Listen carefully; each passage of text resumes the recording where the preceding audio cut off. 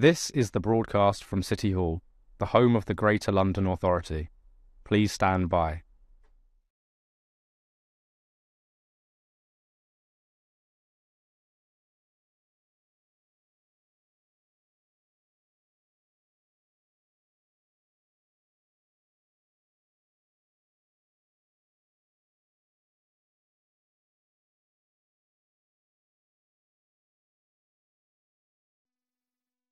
This is the broadcast from City Hall, the home of the Greater London Authority. Please stand by.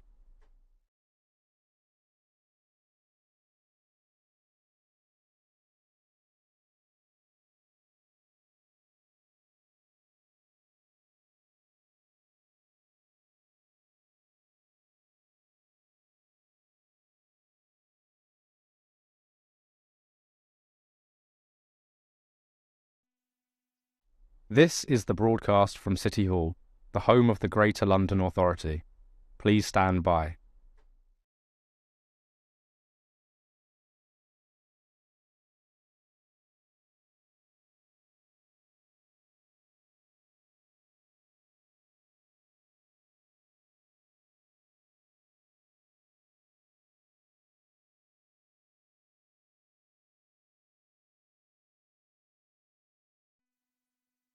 This is the broadcast from City Hall, the home of the Greater London Authority.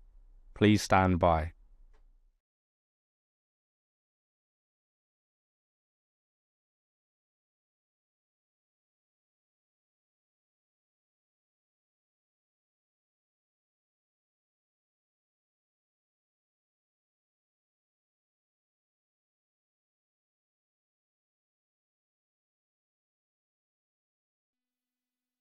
This is the broadcast from City Hall, the home of the Greater London Authority.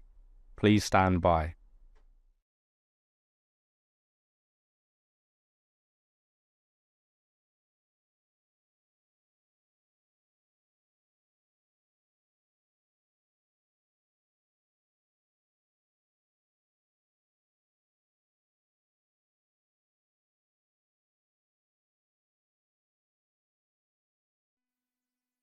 This is the broadcast from City Hall, the home of the Greater London Authority. Please stand by.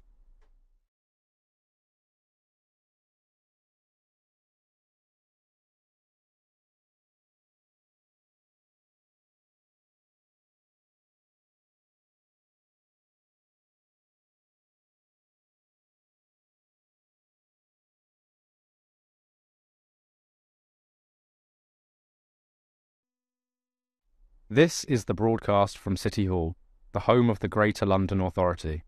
Please stand by.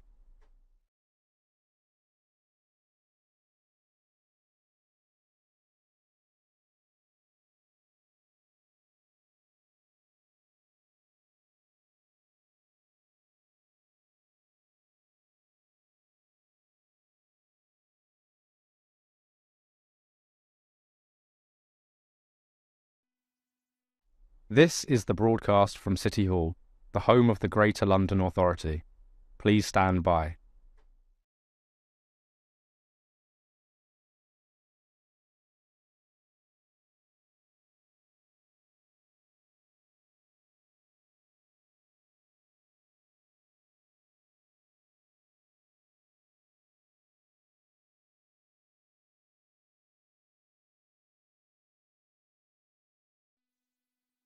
This is the broadcast from City Hall, the home of the Greater London Authority.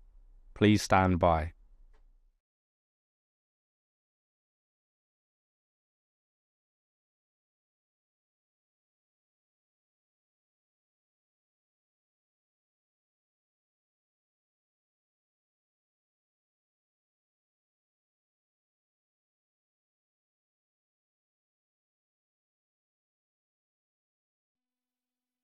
This is the broadcast from City Hall, the home of the Greater London Authority.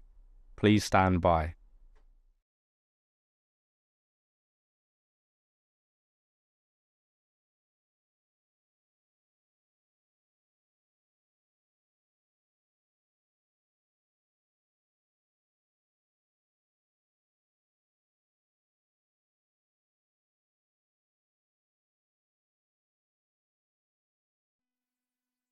This is the broadcast from City Hall, the home of the Greater London Authority.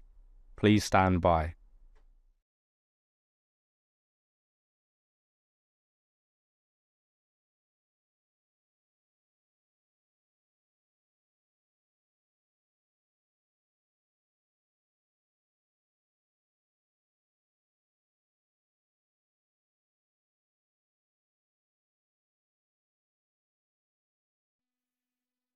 This is the broadcast from City Hall, the home of the Greater London Authority.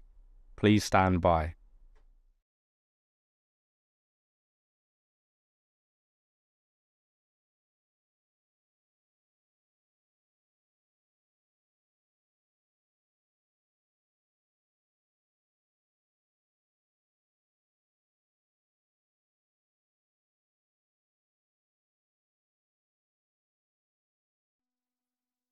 This is the broadcast from City Hall, the home of the Greater London Authority. Please stand by.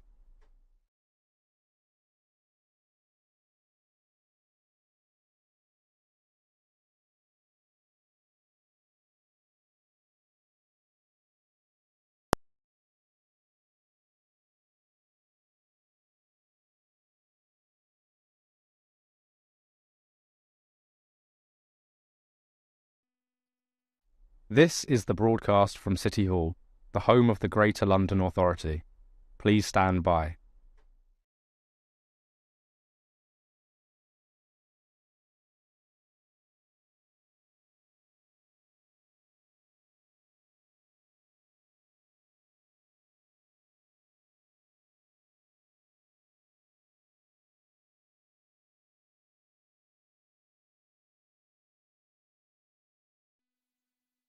This is the broadcast from City Hall, the home of the Greater London Authority. Please stand by.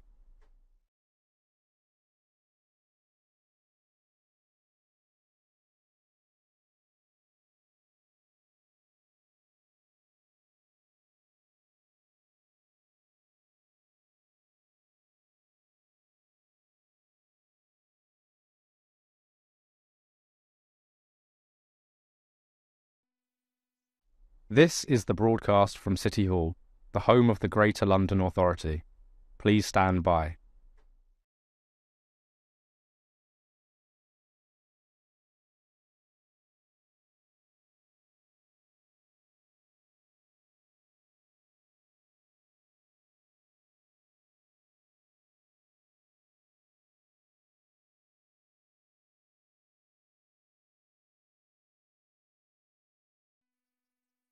This is the broadcast from City Hall, the home of the Greater London Authority.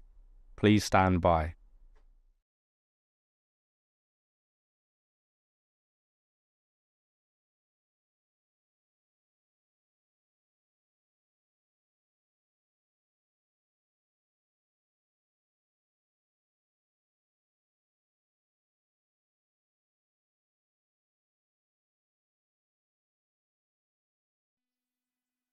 This is the broadcast from City Hall, the home of the Greater London Authority.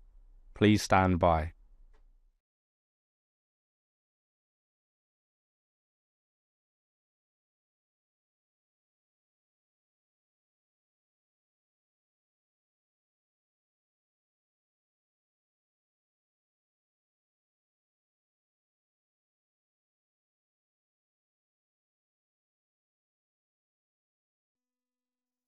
This is the broadcast from City Hall, the home of the Greater London Authority. Please stand by.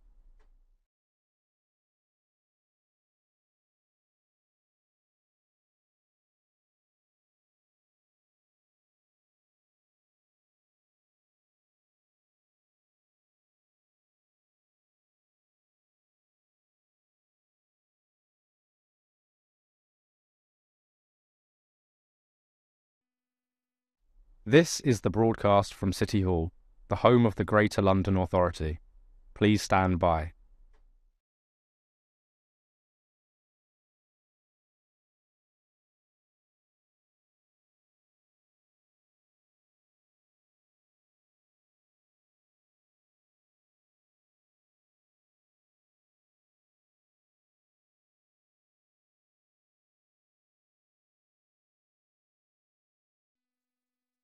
This is the broadcast from City Hall, the home of the Greater London Authority. Please stand by.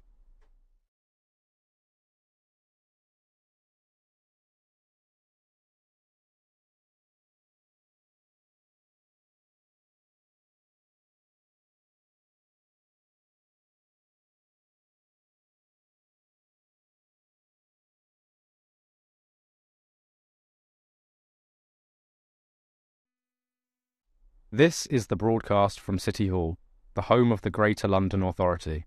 Please stand by.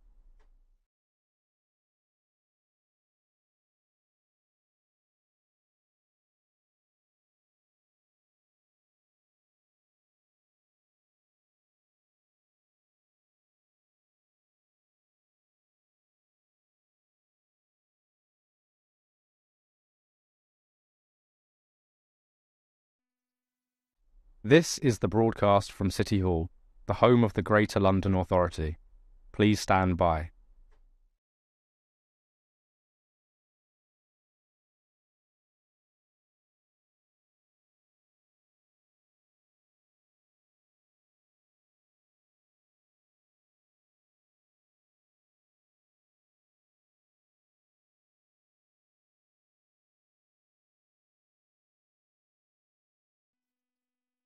This is the broadcast from City Hall, the home of the Greater London Authority.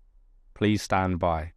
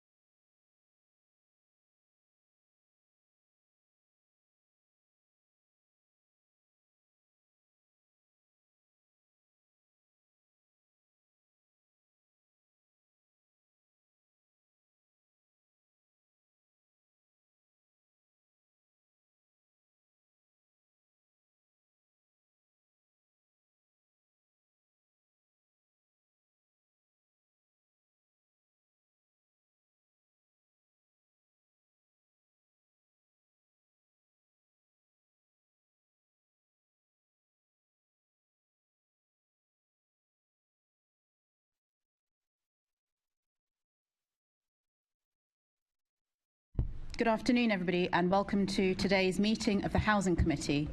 Members of the public may like to follow @London Assembly on Twitter and use the hashtag #LondonHousing for this meeting. Please may I remind you to silence your devices, and can I ask guests and members to position their microphones so that they can be heard clearly, moving it closer to you by picking it up from the base if required. Our main item of business this afternoon is our second meeting on young Londoners' access to home ownership.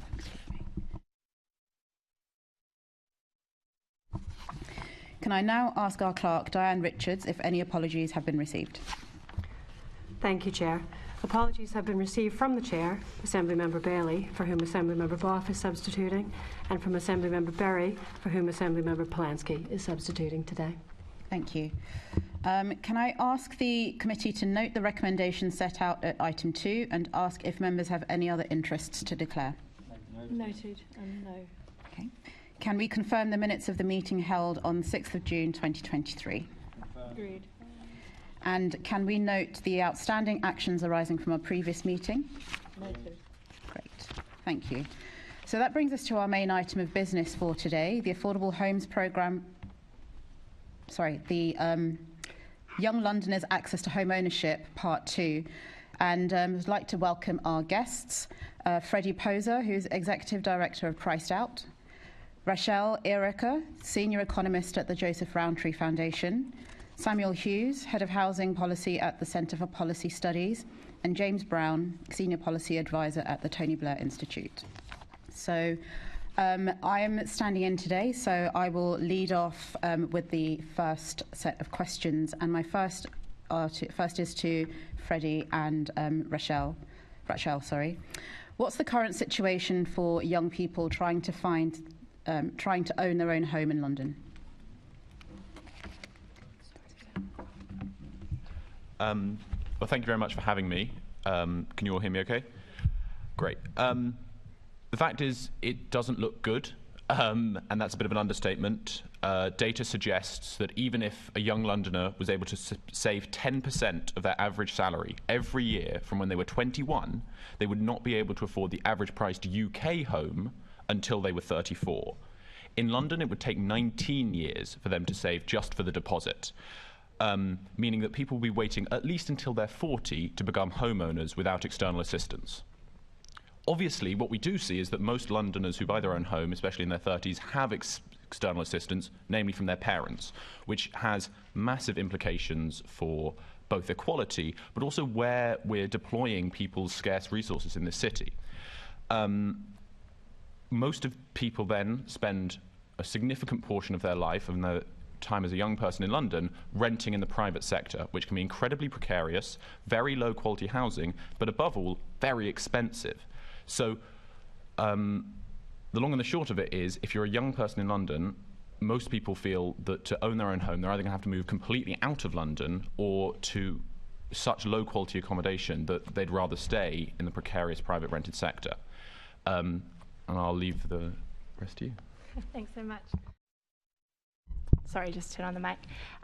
So I am from the Rowntree Foundation, where we primarily focus on households in poverty in the UK, but also have quite a remit around looking at those on low incomes. So I'll be focusing quite a lot of my comments today on how low income private renters, I guess, are faring in London, and then what that means for home ownership prospects as well. And I guess just on the point of how younger Londoners can afford to look for a deposit and also afford their mortgage repayments if they do access home ownership, it's really important to look at the renting side of things. What we find when we look across the income distribution over the last 3 years is that almost all private renters in London in the bottom income quintile, so around 98%, have been paying more than 30% of their incomes on rent over the last 3 years. That rises to 3/4 for those in the second income quintile and almost half for the third. So it's not just an issue for those in the very lowest incomes in London, but it also sort of rises up through the middle as well. We carried out some research in May, so it's quite current, and what we found is that of those who are on low incomes in London, so in the bottom 40% of household incomes, 62% reported paying more than 40% of their incomes on rent. Now, in conjunction with rising costs for food and transport and energy, that is taking, your bills are taking up such a huge proportion of your income. Saving for a deposit for many of those households is just sort of simply out of the question at the moment. And what we also know is that for low-income London renters, you're also much more likely to be young. So, it's sort of chunked up in the 18 to 44 age bracket and to be renting. You're also much more likely to have fewer savings to fall back on already. So what we find is that for low-income private renters in London, only a third have more than £1,000 in savings, compared to a UK average of around half. So the ability to sort of save for a deposit is really massive. And then on top of that, when we look at how low-income private renters in London could access Help to Buy, first homes, anything through a mortgage guarantee scheme, or even shared ownership, the proportion who can access that and be paying less than 30% of their income on the repayments is incredibly slim. So we find that it's between 0 and 1% who would be able to afford it across most of those different home ownership options. And then for shared ownership, it's still really, really low, with only, I'll just find it. Yeah, still with only 1% of low-income private renters in London able to afford that. And I'll leave it there. Okay. Thank you very much. And so to you, Samuel, in your opinion, from the perspective of the Centre for Policy Studies, why have home ownership rates in London, particularly for those aged 40 and under, declined so much in recent years? So the underlying cause is the undersupply of housing.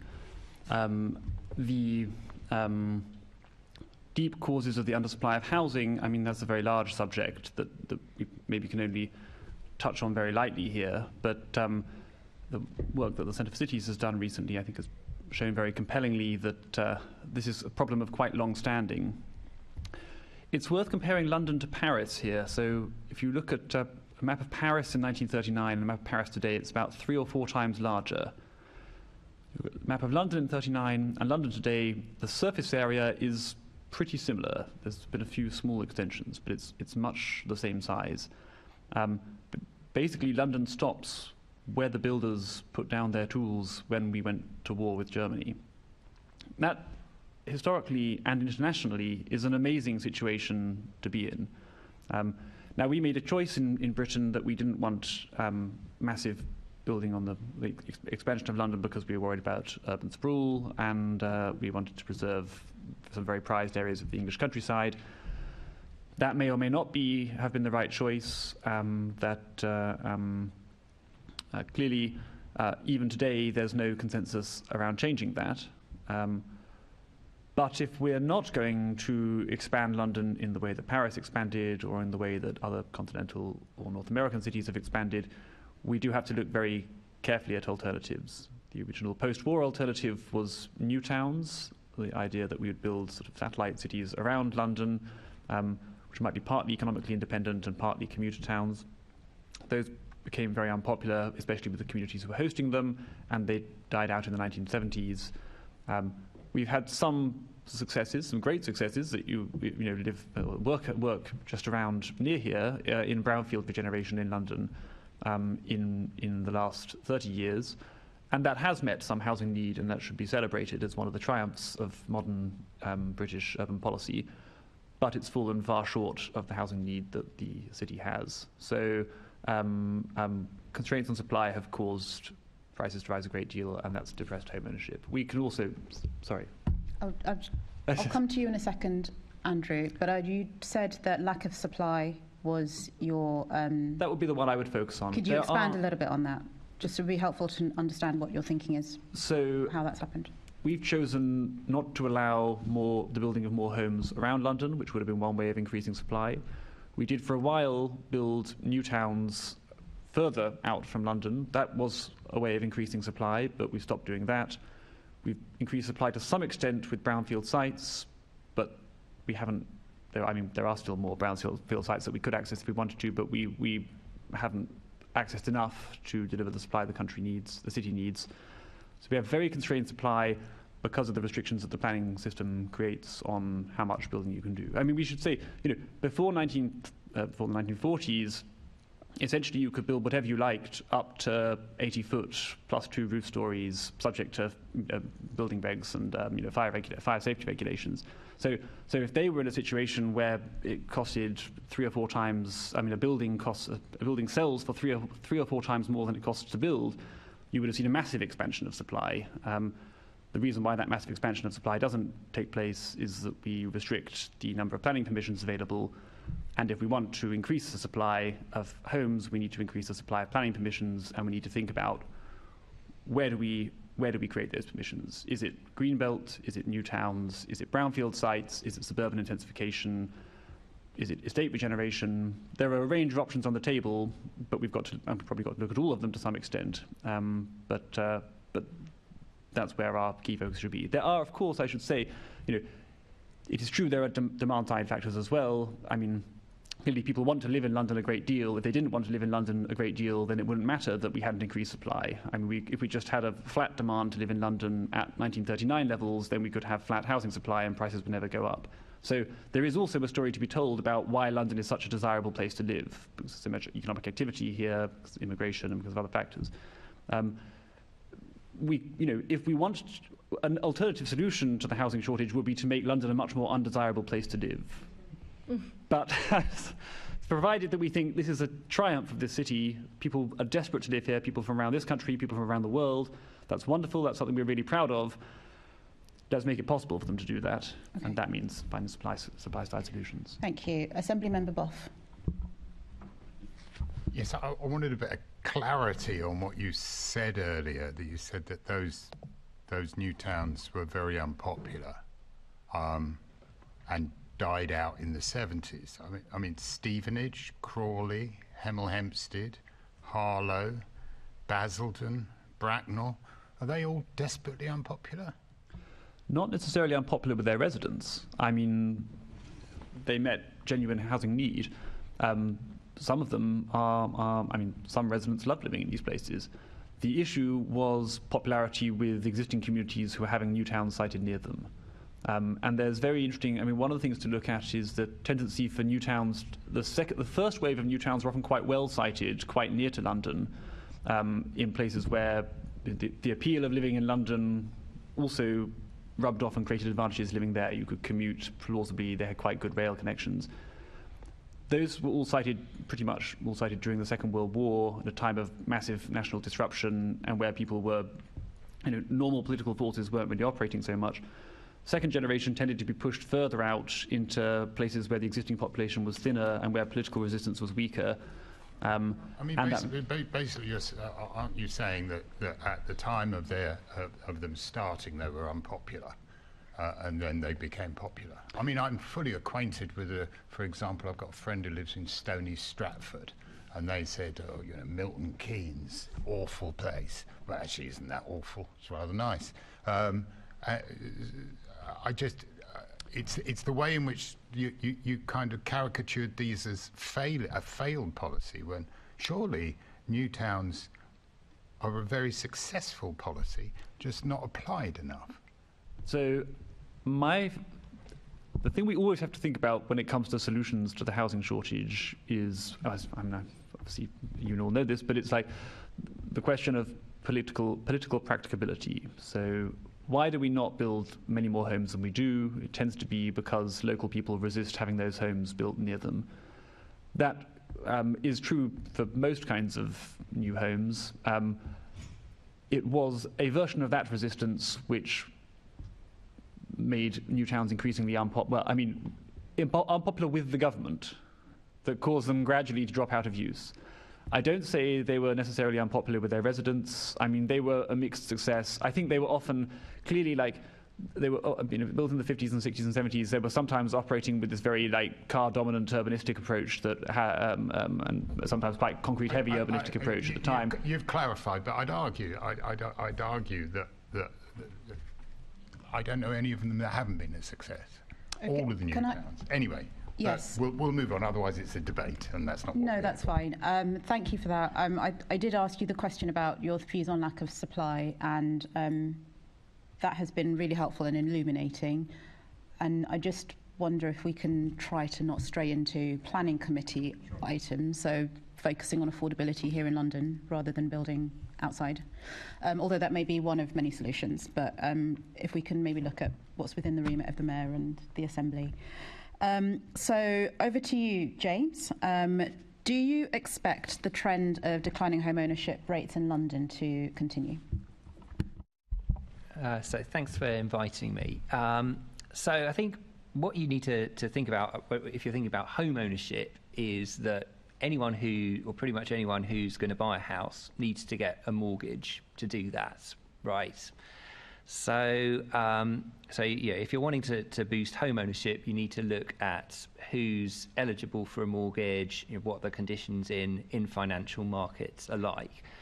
And I think basically since 2008, there's been a lot of headwinds that have acted against the trend of rising home ownership that we had over the last few decades. So, even though after 2008 house prices fell relative to incomes, that's when you saw the big reduction in home ownership rates, because banks got very, very cautious about lending to first-time buyers at high loan-to-value ratios. New financial regulations came in that tried to make the financial system more secure. but it had the side effect of reducing access to credit for first-time buyers. At the same time, landlords who are able to put down a much larger deposit typically still had very good access to credit and very low interest rates. And low interest rates are great if you've bought your house already and you've got a mortgage and your mortgage rate goes down. That's great, but that has been really the key factor. It can in boosting house prices over the last 10, 20, 30 years. You had this long period of falling interest rates globally. That's boosted house prices as a share of income. It makes it much more difficult for people to raise the deposits. And then when you've got these factors in the financial markets as well that are restricting the availability of low deposit mortgages, that's making it very difficult for first-time buyers to get onto the housing ladder. So, if you're looking forward, well, in the last few years, we have seen some easing of credit conditions. You've had various government mortgage guarantees that have sought to improve availability of high loan-to-value mortgages. And, and that has actually worked to some extent. You have seen home ownership rates going up since 2013, 2014 or so. When these things have come available, allied to that, you've also got higher taxes on landlords, higher stamp duty, restrictions on mortgage interest deductibility for landlords. Those have also all been pushing you towards higher home ownership levels. Where are we going to go from here? Well, obviously, interest rates have gone up a lot over the last year in a way that people weren't really expecting. If that's maintained over the longer term, you would expect that to lead to a correction in house prices as it simply becomes much less affordable to purchase a property. The amount of rental income that's generating means that you can justify a much lower capital valuation. So if you do get higher interest rates, that eases the deposit constraint to some extent. People are having to save 10%, 15%. Of a smaller number, so that helps you get the deposits. Sure. But really, what you need to be looking at is things that would get you much better availability at the very high loan-to-value mortgages that we've seen in the past when you have seen home ownership increasing. Okay, great. So my final question to you before I hand over to one of my colleagues. So. The average price in London, bearing in mind we're talking about first-time buyers rather than people moving on to another home or investing in another property, it's 534,000 is what we've been told. So to save, and when we kind of compare that, saving 10% of that for a person in a single-person household, or maybe one person who's working full-time and one person who's working part-time, I think we haven't probably factored in childcare costs, which do count towards affordability when brokers figure out mortgages. So yes, the number is smaller, but 10% of £500,000 is still a lot, and it's unachievable for many. So I just wonder what policies, beyond waiting for the market to float down, which is kind of, I feel like we're just waiting on hope, what kind of policies could we actively pursue to see house prices fall relative to wages, in your opinion? Sure. So, I think really this is largely out of policymakers' control for the most part. If you look over what's happened over the last 30 years, it's largely explained by changes in risk-free interest rates that then feed into credit availability for landlords and first-time buyers and all that sort of thing. I mean, I think obviously more supply is great. In the very long run, you would expect that to reduce prices very, very gradually if you did have a very sustained program of house building. But you've got to bear in mind that you're adding a pretty small amount to the total stock each year. So at the moment in London, you're getting about an extra 1.3% of stock every year, and that's only just about enough, or maybe not even enough to cover demographic changes, increases in population and things like that. So, if you were to double that, well, I think what we know is that for every 1% increase in housing stock, you get about a 1 or 2% reduction in house prices. So even if you're doubling that net addition to the housing stock every year, it's going to take you a very long time to make much of a dent in overall house prices. So if you're looking at affordability, realistically, for short-term measures, you're looking outside of home ownership. Okay. If you're looking at boosting access to social housing, trying to reverse some of the cuts to housing benefit in the private rented sector that we've seen over the last 10, 15 years. Those are all things that would boost affordability, but aren't to do with home ownership. Okay, thank you. Rachelle, and then I'll hand over to you, Assemblymember Sheikh. Yeah, I think just on the question of what you could do to potentially help stem along a reduction in house prices, potentially is looking at how you can even that playing field so that first-time buyers have sort of more chance or just as much chance of purchasing a property as who else they're up against. So in particular, so like James said, I think sort of in recent years things have changed in terms of the incentive for buy-to-let landlords to sort of enter the market, and that's sort of helping to get along there. But you could also sort of like build on the success of stamp duty, land tax surcharges on investor purchases by increasing it, or and then further sort of disincentivizing, further disincentivizing, I guess, buy-to-let landlords entering that market, but also looking at removing any tax breaks on short-term lets.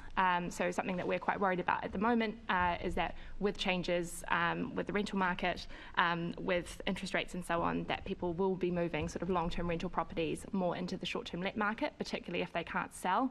And so looking at how we can make sure that first-time buyers can be the ones to access those properties could be quite key. First-time buyers also tend to not necessarily have as much equity to put into that, so that could lead to more of a reduction in prices because they can't afford the higher prices themselves. Other options that we've talked about sort of in recent papers at JRF is looking at councils potentially getting the ability to apply sort of housing pressure zones where sort of rules could be set about who can buy properties in particular areas, which could again look to potentially reduce house prices in those areas if different kind of buyers are buying them. Okay, thank you very much. Assemblymember Sheikh. Good afternoon to the panel. We'll start off with morning. That was really a lot of great food for thought. Thank you for that. I'm going to circle back to something that I think we sort of started off with, and I think Rachelle and Freddie, you spoke to this, so please feel free to draw on what you've already said, but expand on it if possible, which is coming back to the sort of the rental market. And I wanted to ask, how significant an impact do high rents have on young Londoners' ability to get onto the property ladder? Please, Freddie.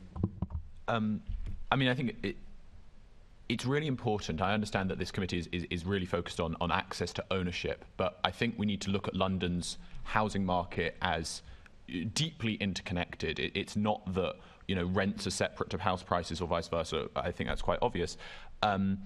It's crushing the rent burden, and I think it's pretty simple to think through how that would basically prevent people from owning homes. How can you save for a deposit if 40%, 50% of your gross income is going to your landlord? I think that's really well, basically an impossible situation, especially if you then factor on top of that childcare costs, which have already been mentioned, but are also a major sticking point for young families in the city.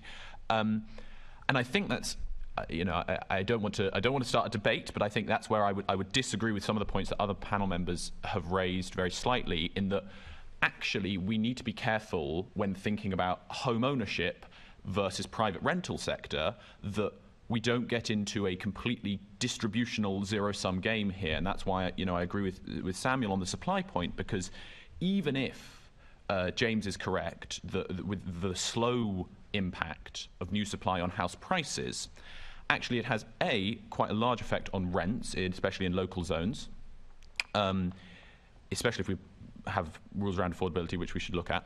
But the other thing to remember is that by moving people out of the private rental sector, or moving properties out of the private rental sector, even if those then go into home ownership, that doesn't necessarily have a one-to-one relationship. We see that private rented properties are generally occupied slightly more intensively, for example, so more people are living in these properties. So I think real care is needed that in encouraging home ownership and making it better for people to be homeowners, which is absolutely a policy goal we should have, that we don't undermine other key sectors. For example, making it even more unaffordable to rent, which is worse for young people who are still stuck in rented accommodation. So I think all of these policy angles need to be evaluated very carefully when it comes to rent, because, as I say, it's absolutely crushing to your ability to save if already 50% is out the door before you've even factored in bills. Thank you, Freddie. I'll do Rachelle and then Samuel. Yeah, so I think, just to touch on sort of what I was talking about earlier, the proportion of income that private renters in London are paying on their rent isn't just an issue for those on low income. So even when you look at the third income quintile, so that is between those in the 40th to 60th percentile of household incomes, still paying, so half are still paying over 30% of their income on rent alone, which is massive. And we know that a really significant chunk of that is actually above 40% as well. Now, for some households, that is fine, and they can still sort of save a little bit depending on where your income lands across that income distribution. For low-income private renters, that's extremely significant when 98% are paying more than 30% of their already very, very low income on rent. There's simply nothing sort of left over at the end. So that's a massive part of it. But what high rents also mean is that at the moment it's forcing low-income private renters not just to have housing affordability stress, but also other things as well. So we know, for example, that 84% of all low-income renters in London are going without essentials. And that's a fairly sort of basic definition of essentials, like going without toiletries, unable to have a warm home, unable to afford essential transport journeys and the like, compared to 3/4 of low-income renters outside of London. So we know that high housing costs definitely play a role there. We also know that low-income private renters in London are much more likely to be falling into arrears and taking on high-cost credit debt to help pay their bills at the moment. So, and one of the key things when we sort of break down that analysis and control for a range of factors is that it's housing costs that are playing a really, really significant role there, because they also mean that you're unable to build up a financial buffer of savings, whether or not that is for a deposit or simply other things that you need to be able to have in the bank for a rainy day. So it definitely has a massive impact on whether or not you can afford a deposit. And I guess there are sort of two things on whether or not you can enter the housing ladder. Like James said, it's both being able to save and have that deposit ready and available, but also the affordability of repayments, and rising interest rates are going to have a significant impact on that. On the supply point, completely agree. So we need more supply of homes. I would also say, though, I think it is really important to look at what the distribution of tenure is and whether or not it's appropriate that the proportion of people that we currently have in the private rented sector in London is appropriate. I think that proportion who are private renting in London should be reduced, both by increasing those who are in social housing, for whom it is much more appropriate, particularly if you're on a low income, to be paying a far lower proportion of your income on your rent, have that stability and security of tenure that comes with it. And that also holds for sort of older renters as well, or those with a household member with a disability for whom the private rented sector is just simply an inappropriate tenure to be in with its current regulations. But also that those who are in the middle to higher income bracket of private renters should be able to access home ownership. It shouldn't be an unachievable goal. And so I think, similar to sort of what Freddie was saying, we also need to make sure that when we're looking at different policies and things, we need to make sure that we are creating an ethical and appropriate private renting tenure that can still exist for those who want it and need it in London, but also that our efforts are focused on making sure that those who kind of don't belong in that tenure group can access home ownership or can be moved into social housing. Thank you, and I think you've begun sort of answering some of the other questions, but I know Sam, you wanted to come into this, and then I'll loop back into what a secure private renter sector could look like in London. Yes, I just wanted to add one sort of policy implication to the discussion we've just had. So I think I just echoing Freddie's point about the interdependency of the home ownership and renting, it should lead us to be cautious about policies like, for instance, putting barriers to buy-to-let options or to build-to-let options. I mean, suppose, for instance, that we prohibited build-to-let in London. Those homes would instead be built and sold into home ownership. That would lead to a fall in house prices, but because you restricted the supply of rental stock, it would also lead to higher rents. People who are renting are often less well off than homeowners, so you might be actually making a relatively better off group of Londoners better off and a relatively worse off group of Londoners worse off. And if rents are higher, it's also going to be harder for renters to save for a deposit, and so it might be harder for them to become homeowners anyway. That doesn't necessarily mean it's a bad policy. It just means we should be very cautious about those things and look very carefully at, like, yes, most people would prefer to be homeowners than renters. Not everyone, but most people would. But that doesn't necessarily mean, okay, let's ban people from doing this, making houses or make it more difficult for people to make houses to rent is going to produce the results that we want. Thank you. Committee members don't need to be debating with the panellists. They're debating amongst themselves. We have sort of mental gymnastics to keep up. I wanted to just ask, so obviously we're discussing the impact of high rents and it's the barrier it creates to home ownership, and especially for first-time buyers to get onto the property ladder. So I wanted to ask the panel's views on the Mayor's proposals for rent controls, and do we think that would enable more Londoners to access home ownership?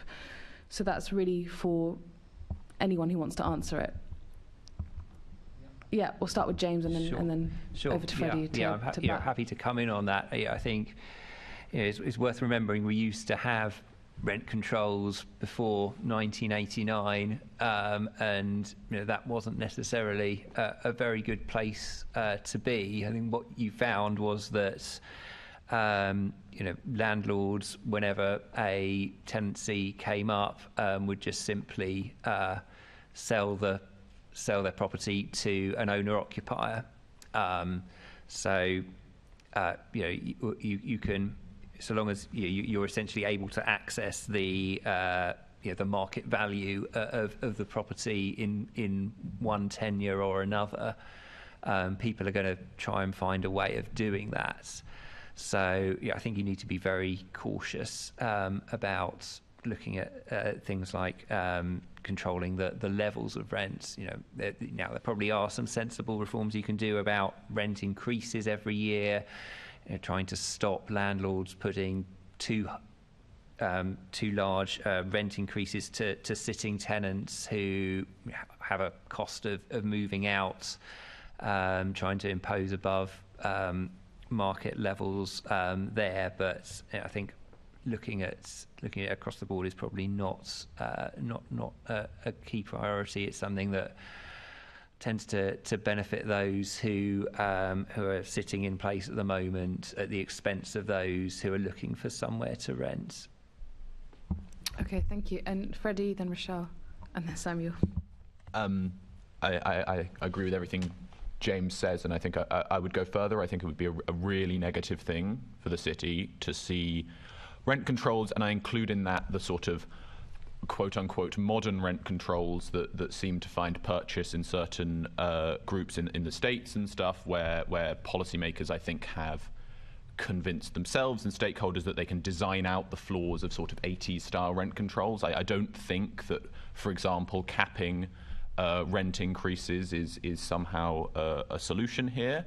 I think, as James says, rent controls create simply a different privileged class, which is people with sitting tenancies, and we see vestiges of that in New York, for example, where you find tenancies that have been going on for even decades, where they are paying to live in palatial flats in New York whose rental value should be significantly higher, and these are very well-off people living in central New York, and they are paying a pittance. And I think that's a very, very poor policy outcome.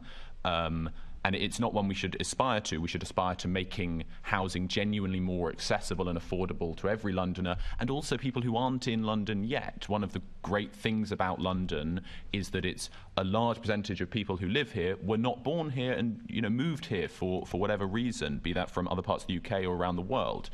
If we do policies like rent control, which make it significantly harder to find a new place to live in London, we should close off a huge avenue of new Londoners, of new talent, and the economic dynamism that makes this city fantastic. So I think that that is, with few exceptions, quite a negative policy area, I think. Okay, thank you, Rachelle.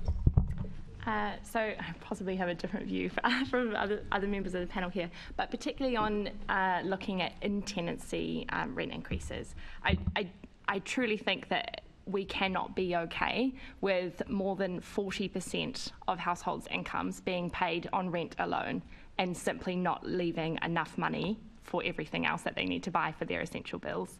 I think it's so particularly at a time when housing benefits are not keeping pace with local rents. So LHA has been frozen since April 2020, but it's actually been frozen at rent levels from September 2019. Since then, we've seen an increase of over 25% in asking rents in London. That is massive. Now, I'm not saying that we should necessarily be completely capping rents across every single sort of tenancy, but I think we should be looking really, really carefully at how much your rent can go up during a tenancy. I take your point that it does create potential differences across sitting tenants and looking tenants. You can also, I think, look at ways in which you can just control how much a rent can go up in general, whether or not that is during a sort of a sitting tenancy or not. But at the moment, looking at what low-income, in particular private renters, are paying in London, I just don't think we should be comfortable with that happening while LHA is frozen at such levels. And as the Renters Reform Bill comes in, or hopefully comes in soon, one of the things that we're really, really worried about is that there is an affordability loophole. So while you may not be able to evict a tenant for no reason anymore, what you can do is raise the rent to such a level that it is completely unaffordable and you have to leave anyway. So effectively, you're still going to be gone for no reason. So I think, and particularly in London where the supply and demand challenges are so acute at the moment, tenants have no other option but to be paying these extortionate amounts of money on rent. Absolutely in favour of increasing supply and so on, but that is not going to have an impact in the next couple of years on how much rent renters are paying. So I think definitely in favour of looking at options around capping in tenancy rent increases and looking at how you could more sort of like evenly distribute that across those who are also looking for new properties. Thank you, Samuel. And then I'll just say to the panel, we've got 10 minutes left for this section and 4 questions left, so brevity would now be appreciated. So, I mean, we do have a lot of experience with rent control. Most European countries had rent control in the 20th century. The United States has tried it. It depends a bit on what rules you have around it. So if you have rent control and you allow landlords to evict tenants and sell into owner occupation, then you get a very clear effect. Basically, landlords just evict tenants en masse and sell the houses into owner occupation. From the point of view of this committee, I mean, you do get more home ownership as a result of that. Like, clearly, if landlords evict all the tenants in London and sell them into owner occupation, the proportion of owner occupiers in London will go way up. But that doesn't make it, I mean, it's not really a pro-tenant policy. Well, it's obviously not a pro-tenant policy. Like, it's a very nasty policy. Now, you can do what they did in France, and you can sort of more or less ban eviction. That leads to more complicated effects. It won't have such drastic effects in the short term. It does mean, obviously, that you don't get any more rental stock built because instead they're going to build for owner occupation. So in the longer run, it's extremely difficult for any new would-be tenants to let. Existing tenants clearly do benefit because they get submarket rental levels. But there are other unintended side effects. So a well-known one is that it tends to lead to problems with maintenance. The market rent is the highest rent at which a landlord can find tenants, basically. If they're forced to charge below market rents, then they know they can allow the property to deteriorate and they'll still be able to find a tenant. They can allow it to deteriorate until such a point that the market rent is whatever the fixed rent is. And this has been very clearly seen in France. There was a famous deterioration of the quality of the rental stock in the interwar period. In the 1940s, I think only a quarter of French homes had bathrooms or toilets, indoor bathrooms or toilets, whereas in Germany and Britain it was about 3/4. And that was because the landlords in France had just invested nothing in their properties since 1914 when rent controls were introduced. The same thing was seen in East Germany and in parts of the Eastern Bloc, where rent controls ran from the 1930s right up until the 1980s, and these decaying cities were the result of landlords putting no more maintenance into these old 19th century properties than was necessary to find tenants at a massively below market rate. It's a complicated area. It does help some existing tenants. Some versions of it do create more home ownership, but it has massive potential negative side effects, and I would view it with the utmost caution. Thank you. I'm sorry, I'm going to move us on, and I'm sure there'll be opportunities for you to wrap up a rebuttal in other questions. So we've also obviously already alluded to this, that increasingly those who are able to access home ownership as young people are those with financial support from their families. And I wanted the panel to elaborate a little bit. Rachelle, I'll come to you for this. Is what impact will this have on the growing inequality in London? And specifically, if you could speak to as well how that impacts key workers' ability to get on the property ladder. Yeah, sure. I think, I don't know anyone who's been able to access home ownership in London without parental support. And I think you'd be hard pushed at the moment to find anyone who can access that outright. I think what we've looked at JRF is those who, what the affordability is like, even if you can, assuming that you can come up with a deposit. And even then, it's still a really, really stark issue. What we know is that for lower income households, the saving situation of those households is so dire. So you're not going to be able to pull together a deposit sort of at all. So it does sort of exacerbate that inequality. I almost don't really have anything else to add except to say that it's almost impossible without parental support, as you know, and that lower income households just don't have any savings really to fall back on to be able to use as a deposit. So I think looking towards sort of policy options, it's more about how you might be able to use other forms of wealth or savings to be able to access home ownership, because it's not coming from sort of savings accounts at the moment. Thank you. And I'm going to ask Sammy, if you could comment a little bit on how low rates of home ownership are impacting the London economy. Housing scarcity in general will impact the London economy. I don't know if it's so the combination of very high rents and very high house prices is going to deter people from moving to London. If London had grown like Paris since the 1930s, it would now be by far the largest city in Europe. It would be one of the 2 or 3 economically dominant centres of the world.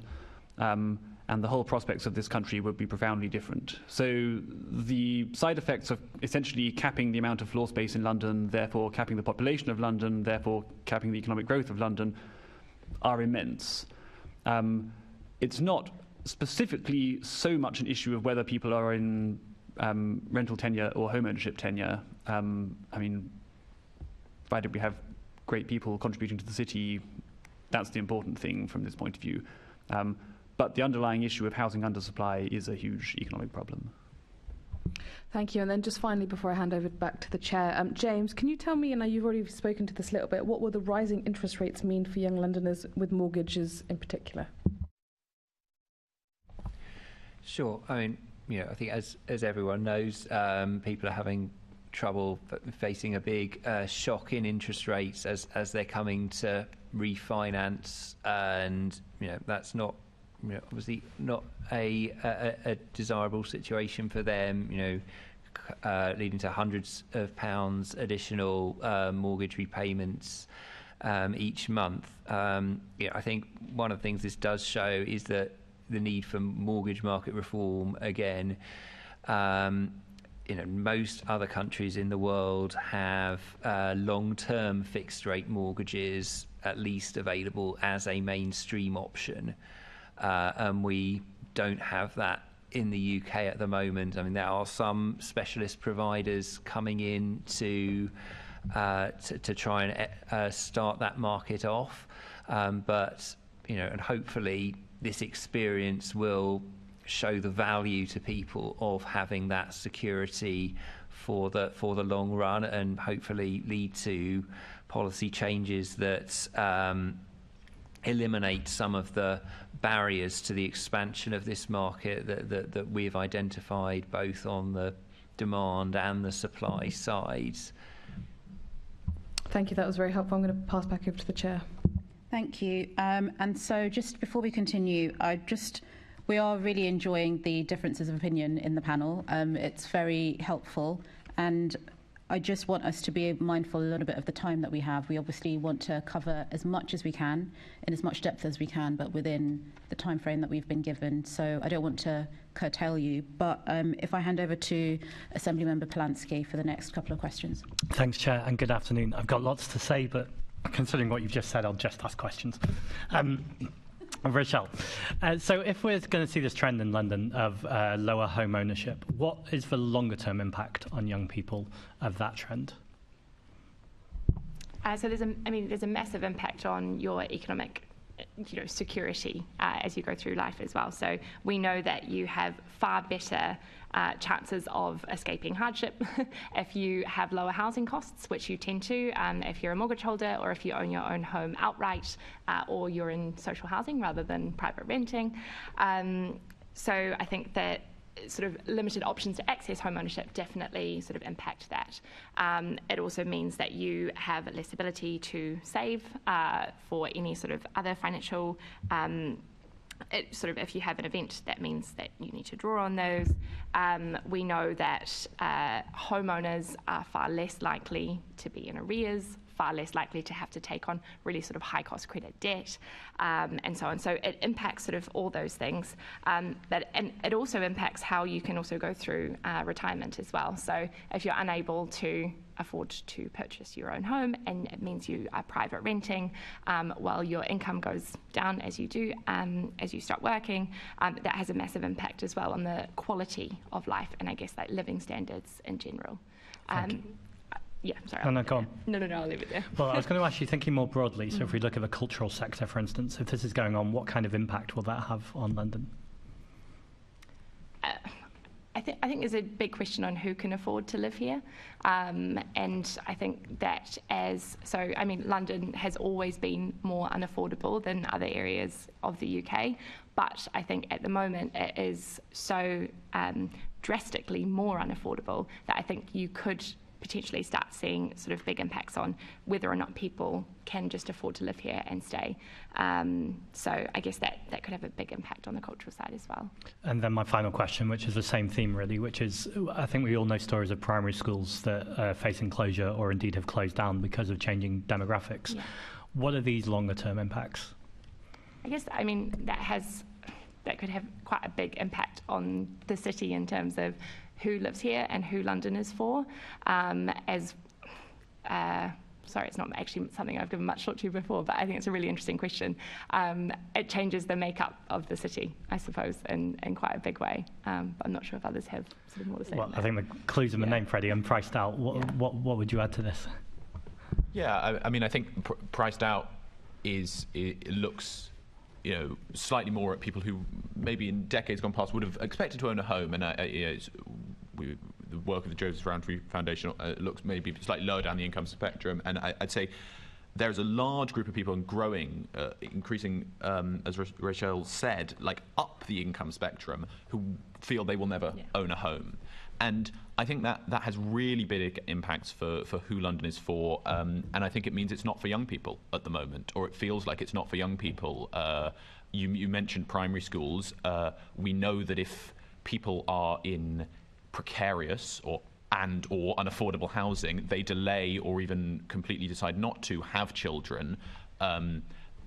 Housing costs actually feed through into the cost of childcare itself, so that's a sort of double whammy there. And I think it will, in the long run, reduce the vibrancy of London if we don't get a grip of, more broadly, housing affordability here. If we can't have a diverse London that attracts people from around the country and the world, it's not going to be the same city in 10 years that it is today, and it's not the same city that it was. Thank you. We're coming up to time on this section, but just to see if Samuel or James, if you had any comments.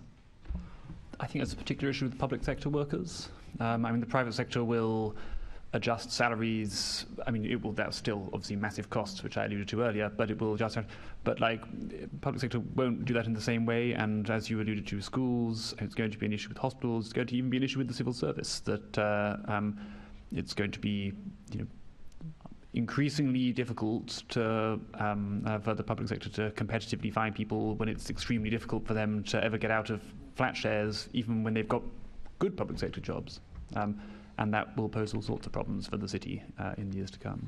Thank you. And finally, James. Yeah, I think if you're thinking about families with children, I think it's important to think about what the solution is, because they're really the group. Low-income families with children are the big group who have seen their access to social housing fall over the last 40 years. It was more than 40% back in 1979.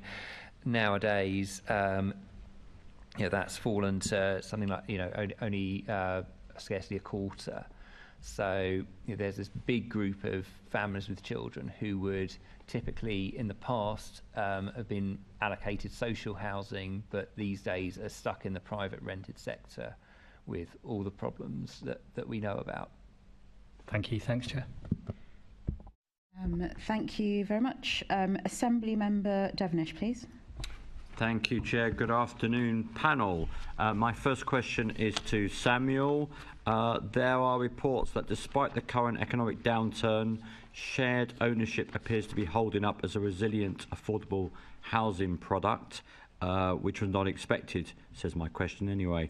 Why do you think this is? I'm afraid I don't have a view on that question. I defer to any of my colleagues who might know more about it. Rachelle? So I'm not sure if this is the angle of your question about whether or not it's still sort of affordable for people to get into, but I just wanted to note that at the moment for lower income households who are in shared ownership, they are actually a group that are sort of really struggling with financial hardship because they're being hit by rents increasing with RPI, service charges rising, and now the mortgage costs rising as well. So you're sort of getting hit on three different fronts in terms of your affordability with your repayments within shared ownership. So that's something we're sort of quite concerned about at the moment. The difficulty is it's a smallish tenure across the country, so the data is really sort of bad on it when you look across. So we've been trying to sort of concentrate our efforts on better understanding that, but it is something we're quite concerned about, and sort of levels of hardship are almost as high as for private renters at the moment if you're already in it. In terms of sort of accessing shared ownership, as sort of prices have increased recently, it has still meant that a lot are sort of priced out. So I think shared ownership in London sort of works for those on sort of middle to higher incomes who are almost on the cusp of other forms of home ownership rather than those on sort of lower to middle incomes. And I guess those are also households that perhaps haven't seen such a, they've still been hit by inflation and so on, but it has had disproportionately less of an impact as for other households. Okay, well, my next question is to you, Rachelle, actually, which is a similar question, but perhaps we can also do the positive bit of, rather than just, I appreciate there's lots of negativity in housing. The Deputy Mayor for Housing and Residential Development, Tom Copley, said that, and I quote, shared ownership is inevitably over the next few years probably going to be the primary brackets home ownership product for young Londoners. Is shared ownership a good product for young people wanting to get on the property ladder in London, where I take your point about, obviously, about the certain demographic of that sector? Yeah, so I think shared ownership is a good product in that it does allow you, so I think I consistently have a question about sort of what kind of product shared ownership is, and whether or not it is sort of a step onto the housing ladder that allows you to sort of successfully move to a place where you can own your own home outright, or sort of a bigger stake in it through staircasing and so on, or whether it should be more seen as a very sort of secure form of renting where you've also got your savings sort of invested in a property, because for shared owners you don't have all of the rights of a usual homeowner. You have all of the responsibilities of one, but all the rights of a tenant. And like I said, you've sort of also got those other sort of costs. So I think it's definitely correct that it's probably going to be the tenure going forward that most first-time buyers in London have the ability to access. Whether or not I think it should be seen as a as a full form of home ownership rather than sort of a stepping stone towards it, I think is possibly up for debate. And I think I'm now going to ask you the two questions which I think you've partly answered, so I'll ask them together.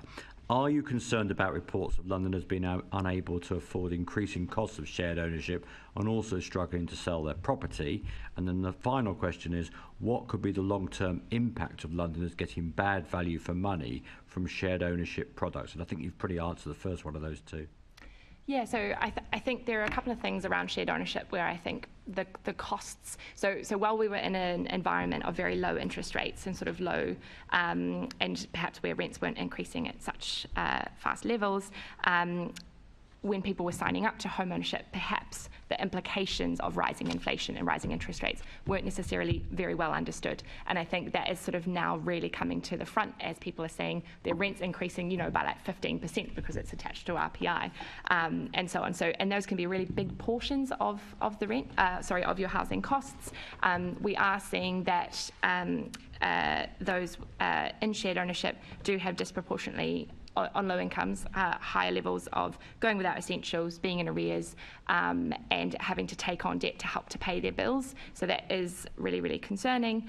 So I think that answers a little bit of your question. I think, and for the second part, I'm not sure if we've still got time. I think you've answered anyway, but the chair wanted to come in. I just wanted, so you said that, this is me asking you a hypothetical, but you've outlined what the issues are for shared owners in terms of affordability and so on.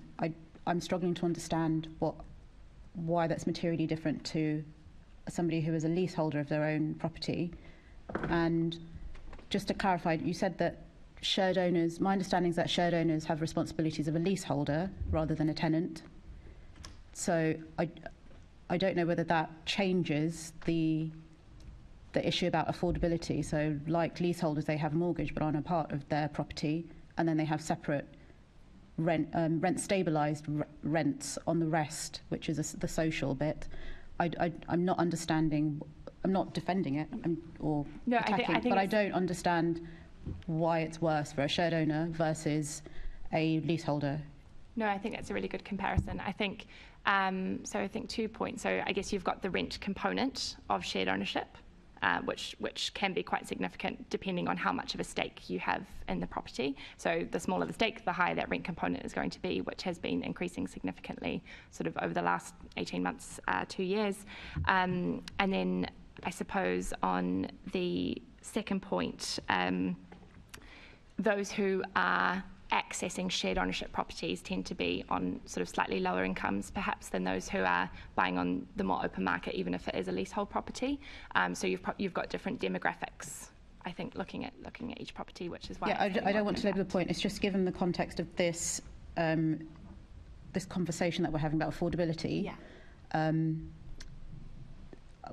Well, it seems like you're discussing the person that's moving into the property versus the affordability of that particular home.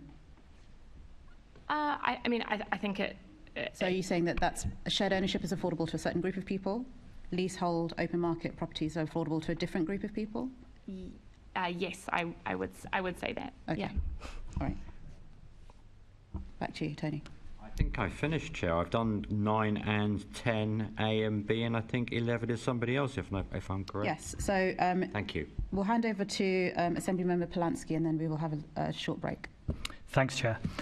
Freddie, 2,999 London living rent homes have been provisionally designated to date, although the Deputy Mayor has said that more or he's hoping to increase provision over the coming years.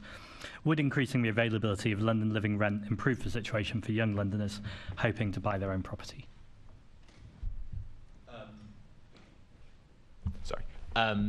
It would.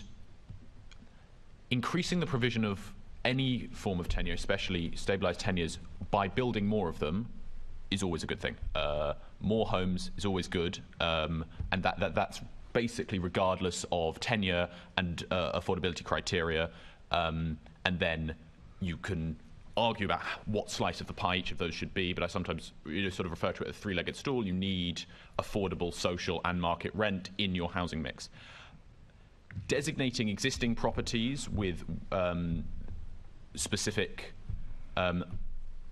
conditions can be more fraught for some of the reasons discussed. I'm afraid my understanding of the London Living Rent Scheme in detail is not very good. So I think you need to ask some of the other panelists. No, I appreciate your honesty. The next question was actually going to be how could the Mayor maximise the provision of London living rent, but I'm guessing that's going to be too detailed.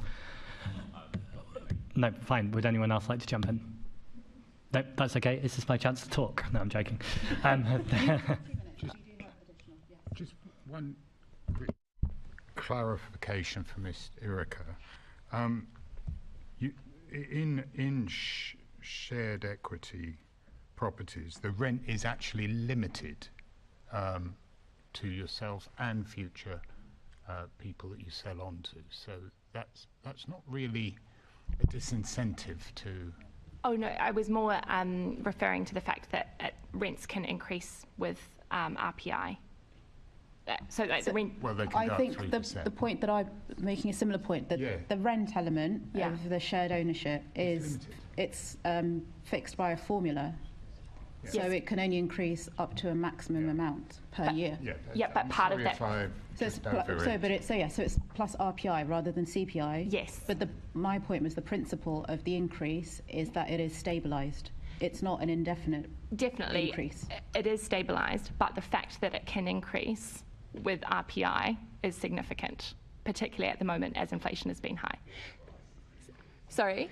Oh, yeah, of course, but I was more referring to the fact that I think when a lot of people entered shared ownership, they perhaps didn't have they had the full information, but perhaps not a strong understanding of what their housing costs could look like if inflation did hit the highs that we have seen over the last sort of 18 months. Okay. Yeah. Andrew, did you want to come back? On that, people should read the terms of any agreement they enter into, and that most clearly is in the agreements. Of course. I think the same thing sort of, it also holds for people who entered home ownership in the last few years when interest rates were extremely low. Again, you should always expect that interest rates can go up to, any point, but a lot of people wouldn't have budgeted for that alongside a range of other costs at the moment. You're talking to somebody who experienced interest rates while I had a home of well over 15%, so, I've been there. Freddie?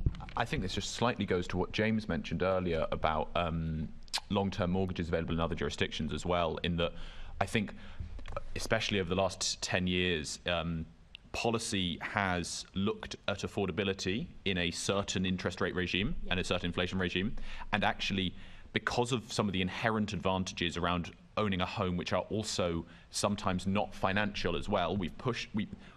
People really want to own homes, so people often buy homes and therefore embed, either in shared ownership or in with mortgages, an inflation/interest rate mix, which, although everyone should read the terms of any agreement they sign, UK policy has pushed people to take on this exposure, and I think that we are seeing now. I don't really have a policy prescription to solve it, but we are seeing the result of this in the market. All right, thank you.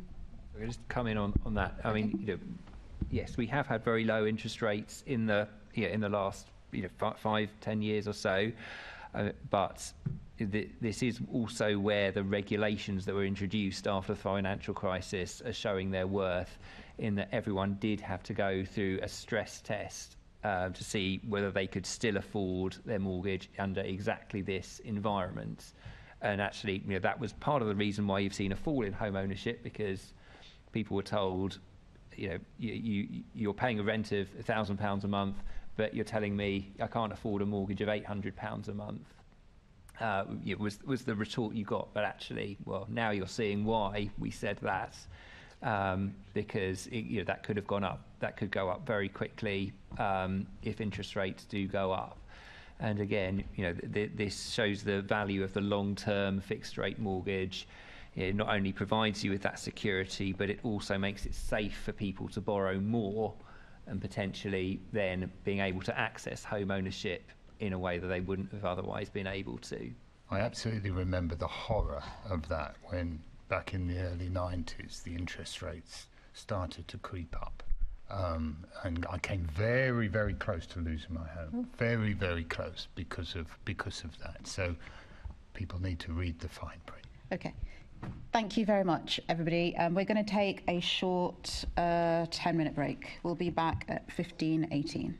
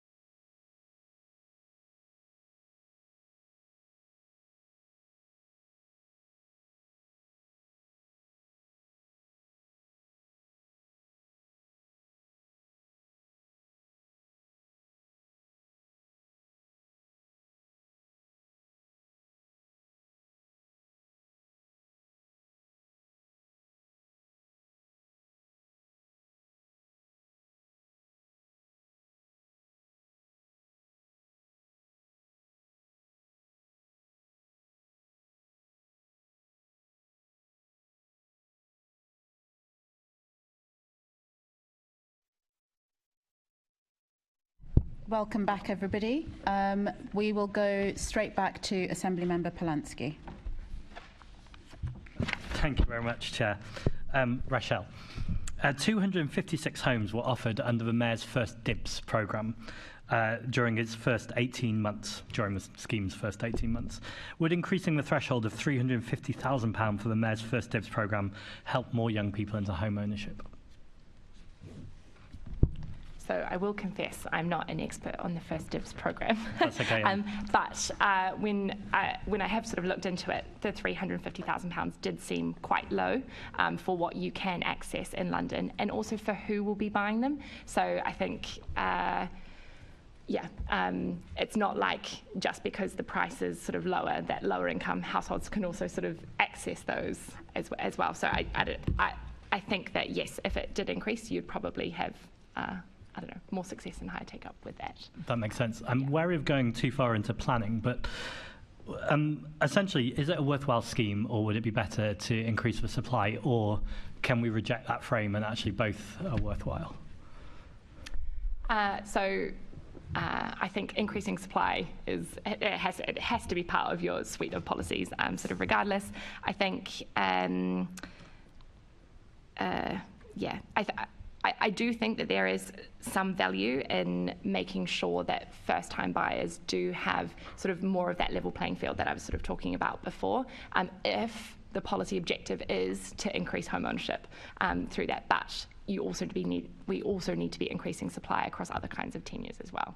But yeah, I will confess to say I'm not a massive expert on the First Dibs policy. I appreciate that, Samuel. I think you indicated. As I understand, the First Dibs policy applies only to new builds, doesn't it?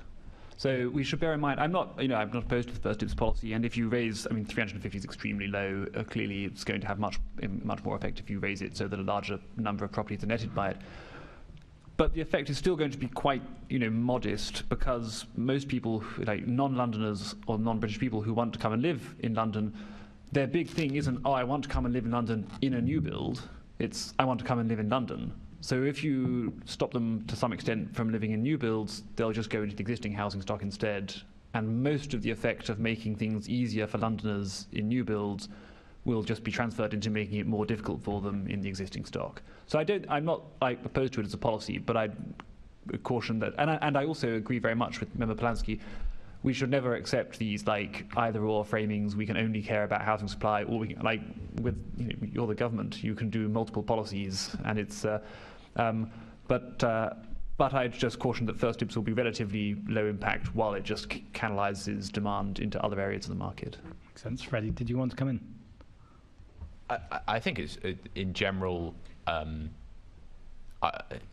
Obviously, it's not either-or. We can do both. I think things that move around people, different groups within different types of stock, but fundamentally don't address the supply question, are must have to be much lower priorities. First Dibs is a bit like with rent control or lifetime ISAs or Help to Buy or any of these other effective subsidies. They are picking groups and they're maybe helping them out a bit, and that can be very helpful, but it's not as good as expanding the supply. It's strictly less good than expanding the supply. So I think that it's important that we focus on, can we tie those potentially to expanding supply? Is it easier perhaps to get local support for building when there's First Dibs attached? That I could see working, for example. I'd love to see data on that, or and other properties. If people know the people in their communities or in London in general are more likely to get access to some of these properties, that might help. But in the end, the thing that's going to have the effect is the supply. Thanks, Chair. Okay, before I come to Assembly Member Boff, I just want to pick up on a couple of things. So this is for Freddie, but all of you very welcome to respond. So you've talked a little bit in your responses so far about expanding supply, which this committee fully agrees with. And obviously there are differences of opinion about the tenure split across how that would work, although we are coalescing, I think, around different aspects of that. And I also agree with you that the approach so far of, if you like, picking winners and different interventions for different groups has led to a perverse outcome in London. But I would like to know what is your positive prescription, because you've all outlined what the problems are. So specifically, when you say increased supply, what does that mean? How does it look around homes? And then for the rest of you, if any of you have any ideas, that would be really helpful. And I was particularly taken by your comment, Samuel, about new homes and first dibs. But I'm just wondering, if the thing that we are doing is increasing supply, then lots of those homes will be new, and so we need to make those appealing. So yeah, what's your prescription? I think, well, this is not the planning committee, but the main barrier to new homes in London is planning. I think, especially to market and affordable homes, the main barrier is planning. And the mayor has quite significant planning powers, which he could use to build more homes if he wanted. The London plan has powers. He can do mayoral development corporations, just for two examples. But there is also obviously a national picture there that planning should be friendlier to building more homes, and there should be more routes, and those routes should be easier to getting the homes built. That doesn't solve the social housing crisis. Councils need to work with the mayor to deliver homes, and obviously Sadiq has made that quite a major part of his... So if I can just press you, I take your point about planning, but if we suspend the planning issues at the moment and we think about, in the context of affordability, what will these additional new homes do for affordability for first-time buyers and young Londoners? I think that's the framing that that's the question we're trying to answer here. I understand that. I think it's important that, I believe at least that the importance of the delivery is planning, and that's so overwhelming. I think that things like first dibs obviously will help. That's a subsidy. It's an implicit subsidy to first-time buyers, and if what you want to do is get people into these new homes that are of a certain group, we know what works with that. Even Help to Buy works with that, in that it helps that group. But these are subsidies into the housing market. I think that maybe James and Samuel might be better placed to talk about how we could preference different groups, but I think basically I think this really boils down to delivery and planning in a large part. I have two suggestions for how you could help with affordability, but they both involve the London plan. Am I allowed to talk about the London plan? Yes, you are, as long as you stick to the housing chapter. No, but you can, it's fine. So, London's made up of, inner London, it's a mixture of conservation areas, still some like industrial retail sites, social housing. Outer London, mixture of industrial retail sites, big private suburban areas, and then you reach the periphery of London. So these are the areas that you've got to think about. All of those are worth thinking about. Here's two things the London plan could do quickly. One is the London plan still essentially zones substantial areas for, what Create Streets, the charity I've worked a lot with, calls boxlands, like single-story retail sheds, light industrial sites, logistics units, often surrounded by surface-level parking. Sometimes that is the best use of the land, but not necessarily. Sometimes that could be redeveloped as a mixed-use neighbourhood with mansion blocks, dense terraced housing. It's not clear to me why London should be stopping that choice from being made. We have, it sounds like a cold thing to talk about, but if people are prepared to pay far more for this land as homes than they are to have it as retail sheds and logistics sites, that's something we should take very seriously. So I think look at the SIL policy in the London plan. That's freezing loads of sites in a usage that may be highly inefficient and that doesn't obviously have positive environmental benefits or any of the other kind of side benefits for Londoners. The other thing to look at, just near to where we are is the parable, Aberfeldy Village estate. So that recently, the housing association that owns Aberfeldy Village proposed a regeneration scheme that was supported by 93% of balloted tenants on a 91% turnout. Local planning officers also supported it. It then went before Tower Hamlets Planning Committee and it was unanimously rejected.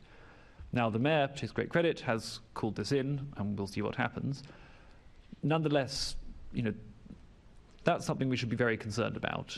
That's somewhere where the tenants of Aberfeldy Village have been failed by the system and where other Londoners in housing need who could have been served better by Aberfeldy Village being redeveloped at higher densities have been failed by the system.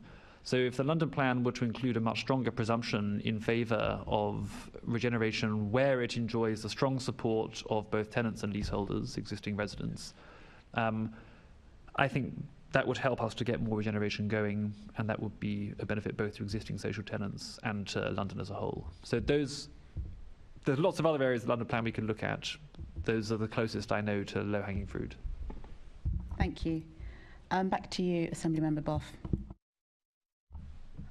Thank you very much. Along with following on from the rather nativist scheme that is First Dibs, we also have had the Deputy Mayor for Housing and Residential Development saying that the Mayor is focusing on initiatives that will deter foreigners from buying homes in London.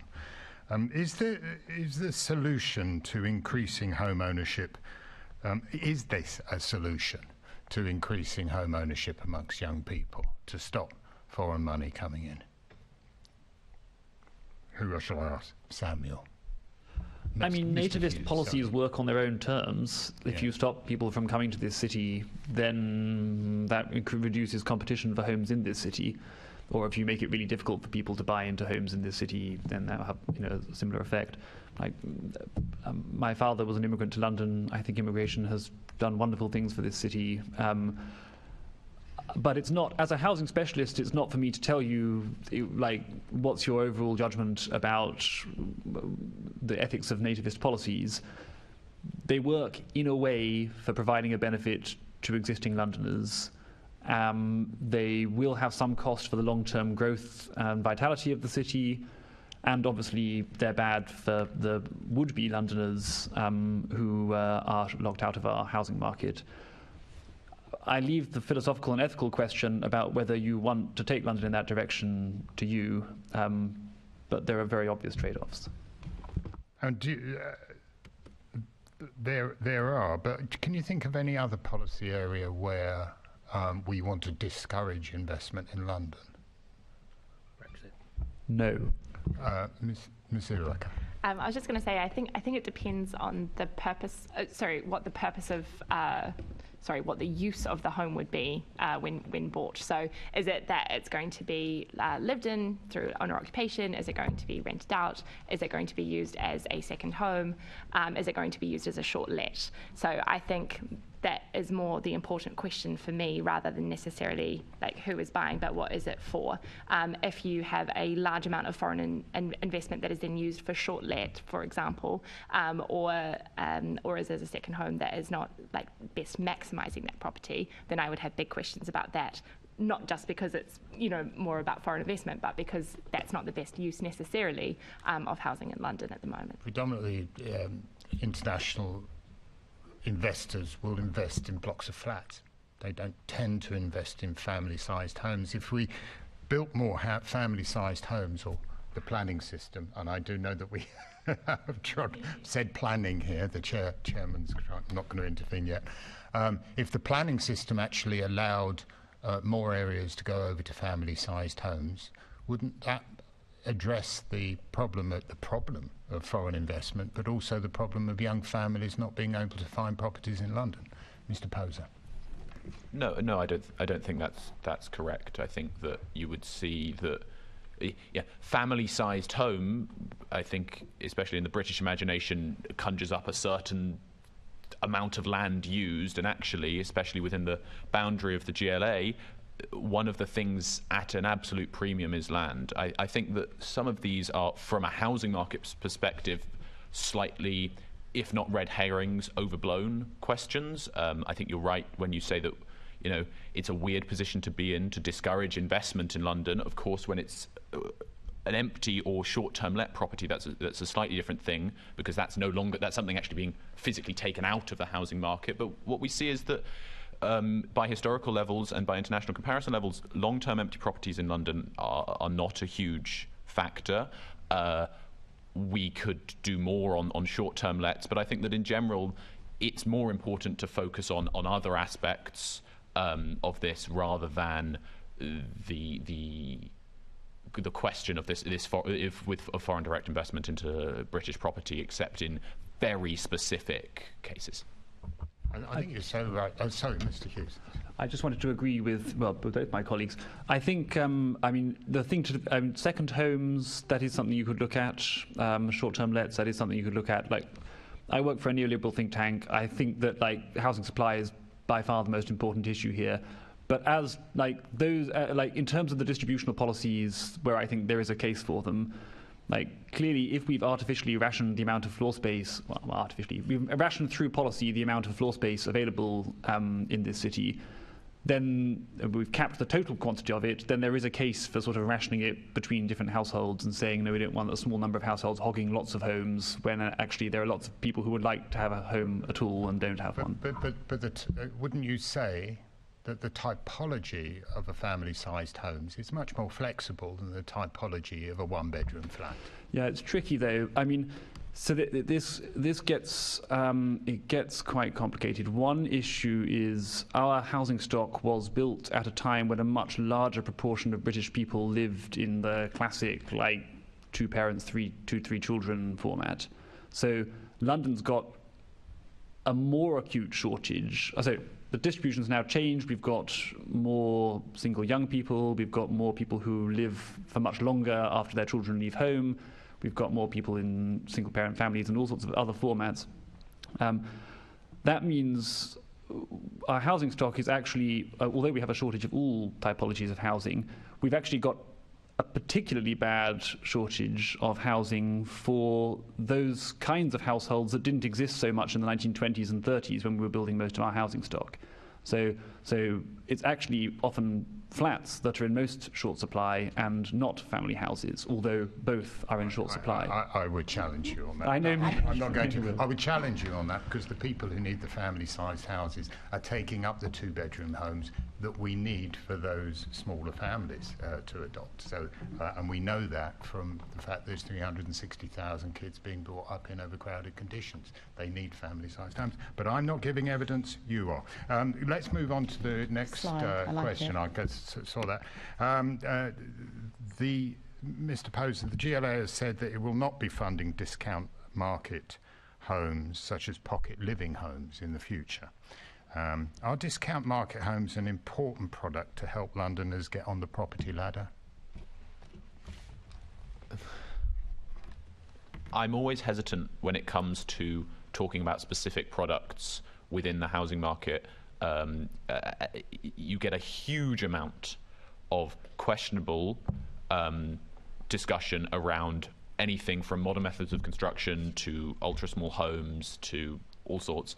I think generally I'm of the opinion that things shouldn't be subsidized by the state unless they are, pretty obviously, a good thing. And I don't think it's obvious that really small homes should be subsidized. But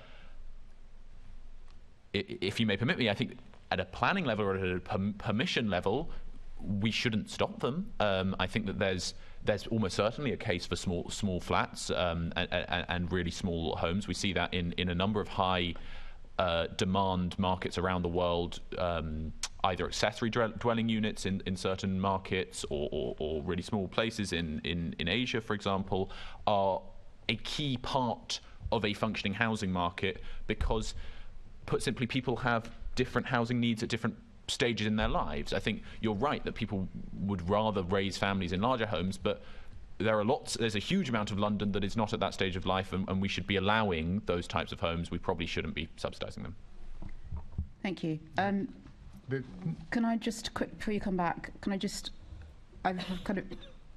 we should try and focus on the homes as opposed to the planning issues surrounding the homes. So just remind the panel and committee members of that. Yes. I think the point about the small homes is that they much as they may the pocket-sized homes, they may suit that family at purchase time. Will they suit the families who move in 10 years' time? And I think that's the debate over the issue. So you're right to be cautious about your response on that.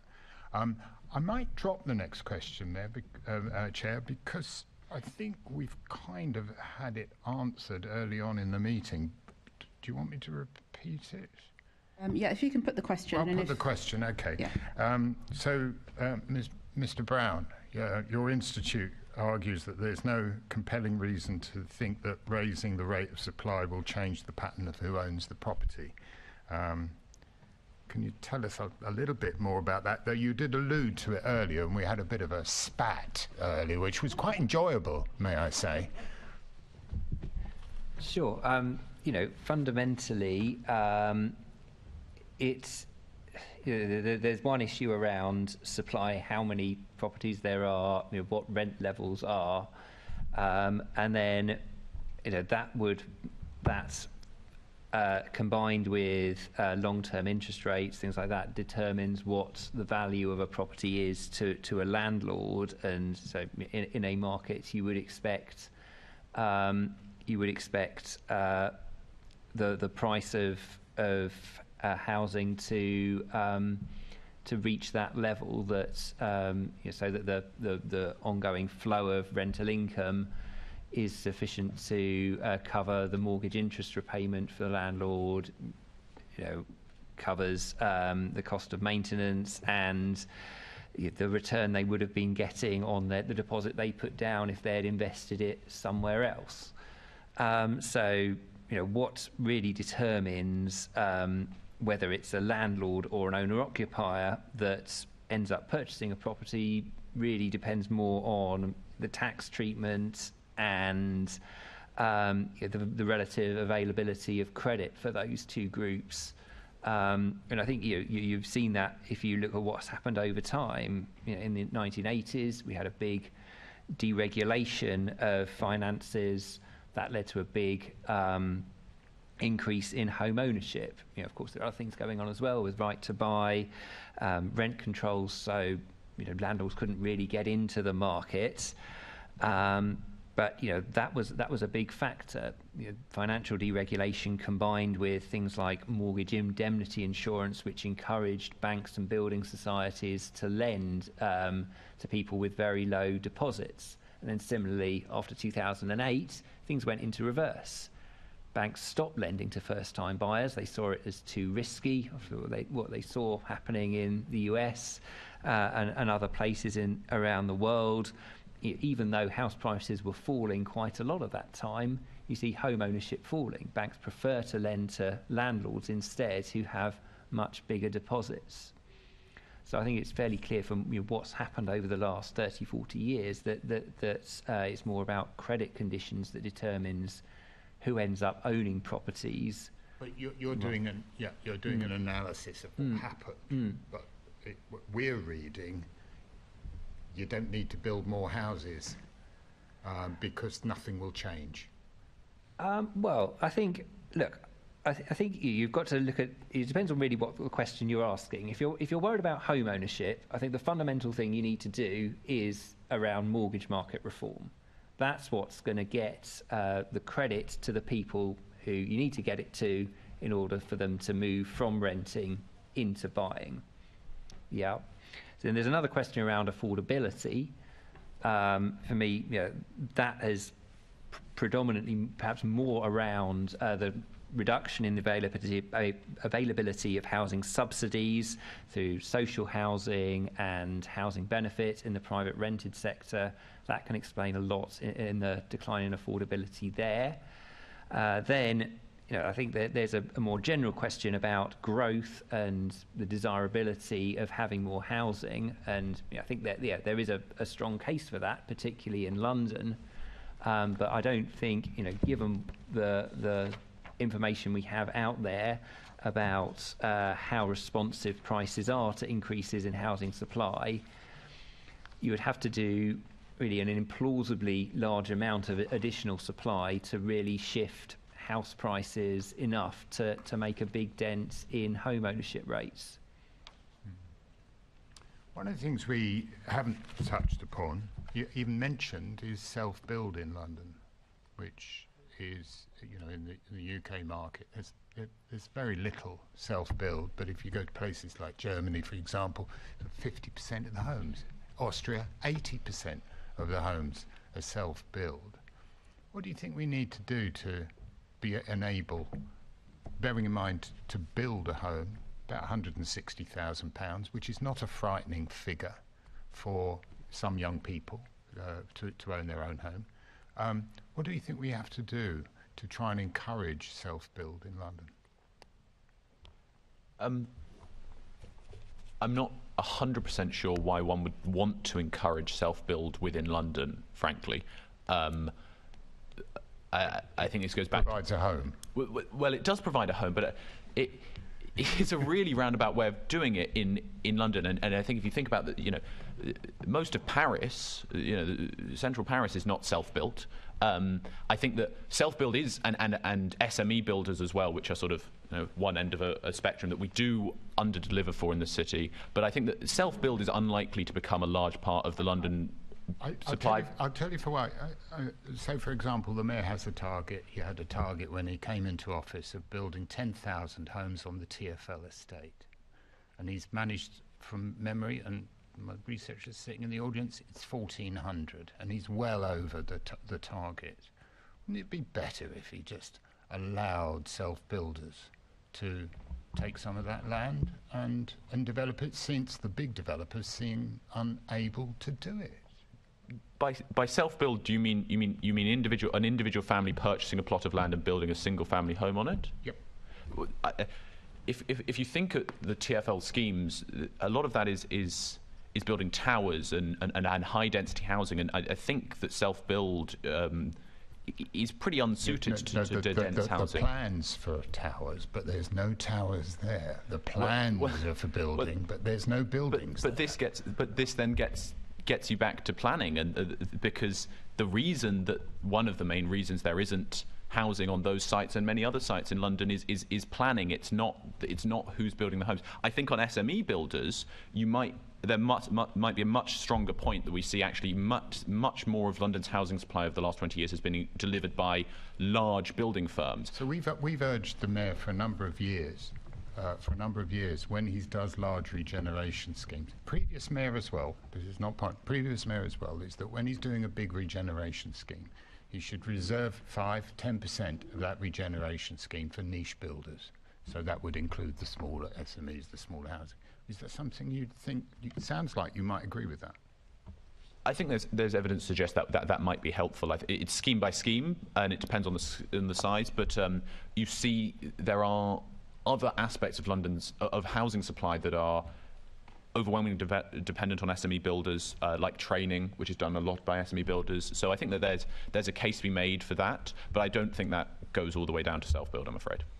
Mr. Hughes. So I'm not an expert on self-build, but my understanding is partly something. So what makes us different from the Germans here is partly something which lies outside of the remit of this committee, and indeed outside of the remit of the GLA, which is the complexity of the planning system and the difficulty for individuals to navigate it. And the German sort of zonal system makes that more straightforward.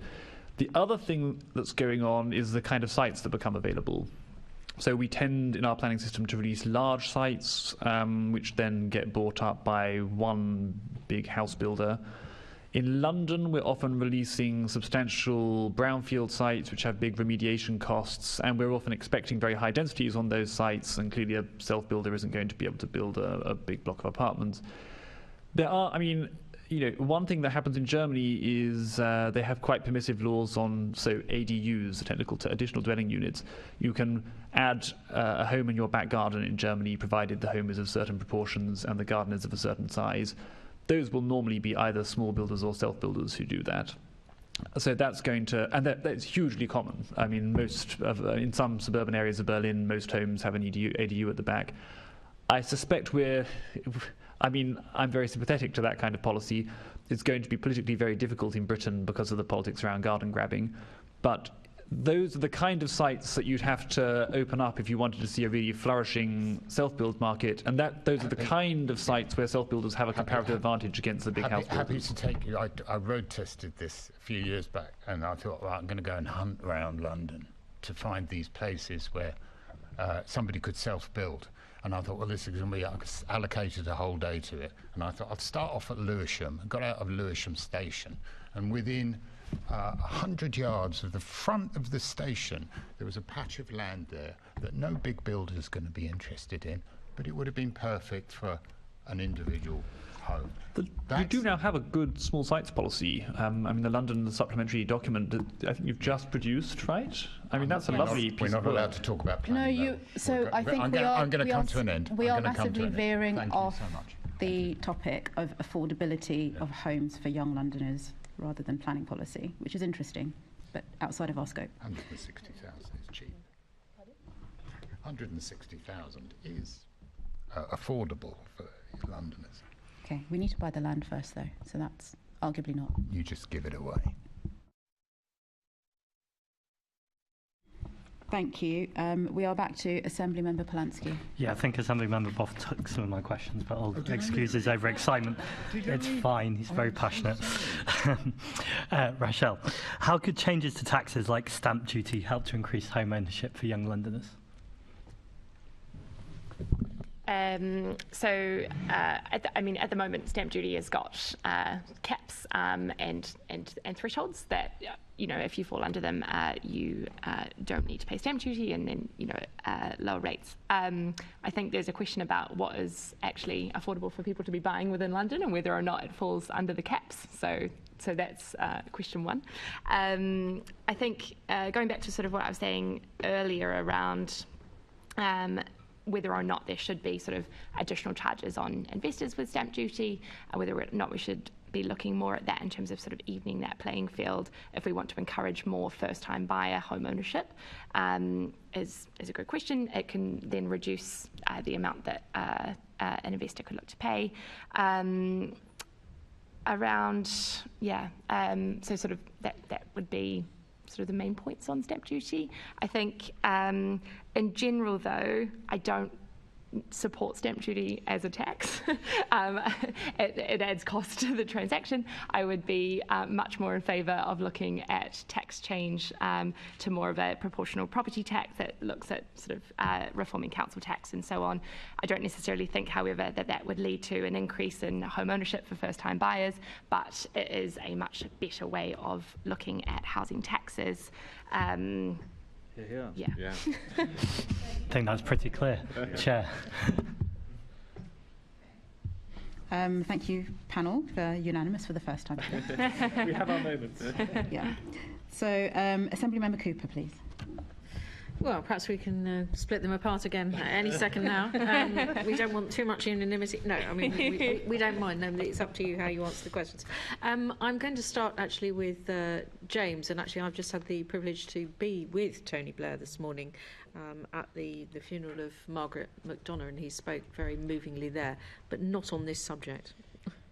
I wanted to ask you about the historic interest rate rises. What initiatives or interventions in terms of mortgages and financial services, and we have touched on this a few times, so circling back on this again, will have the most impact in supporting young Londoners into home ownership now and in the future? And I think various people have sort of said, it would be really good to have sort of longer, more stable fixed rates over the longer term and that sort of thing. Would you say that's the main thing, or are there other things you'd like to throw in at this point? So I think the main thing for getting more people into home ownership is having more availability at the very high loan-to-value mortgages that we typically saw in the past in the 1980s and 90s, but have become a lot more scarce in recent years as banks have become more cautious and more regulations have been brought in. And the key measure there that a lot of other countries have introduced is greater use of mortgage insurance to make that lending a lot less risky to the lender. Now, obviously, we have a mortgage guarantee at the moment in the UK, We've suggested various reforms you could make to that to make it more effective, because it's still not really having the impact of increasing availability at 95% loan to value in the way that was intended. We think that should be a permanent scheme, not something that you just bring out when financial conditions tighten. We think it should be compulsory for all high loan-to-value mortgages, so that people don't just select into the scheme when they think things are more risky. That could just lead to costs going up over time.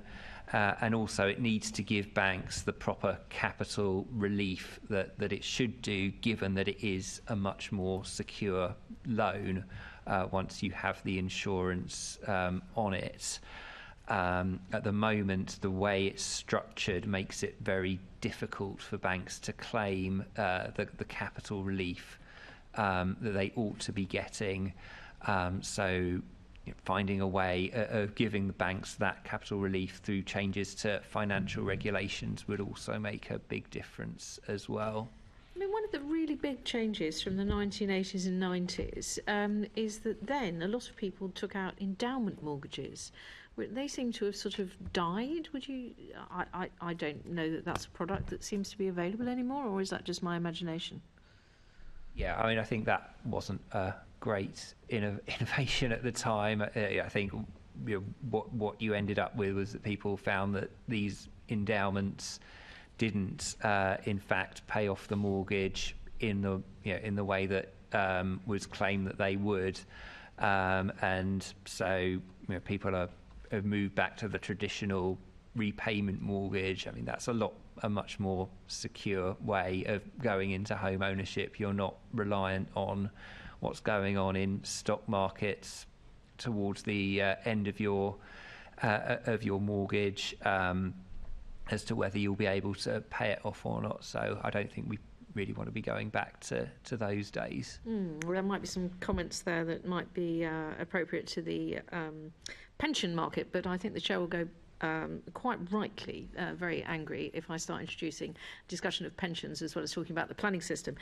Just coming back to the idea of the long-term fixed rate, I don't think at the moment that you can get longer than a 3-year fixed rate or a 5-year fixed rate. I don't think I've ever seen anything longer than that.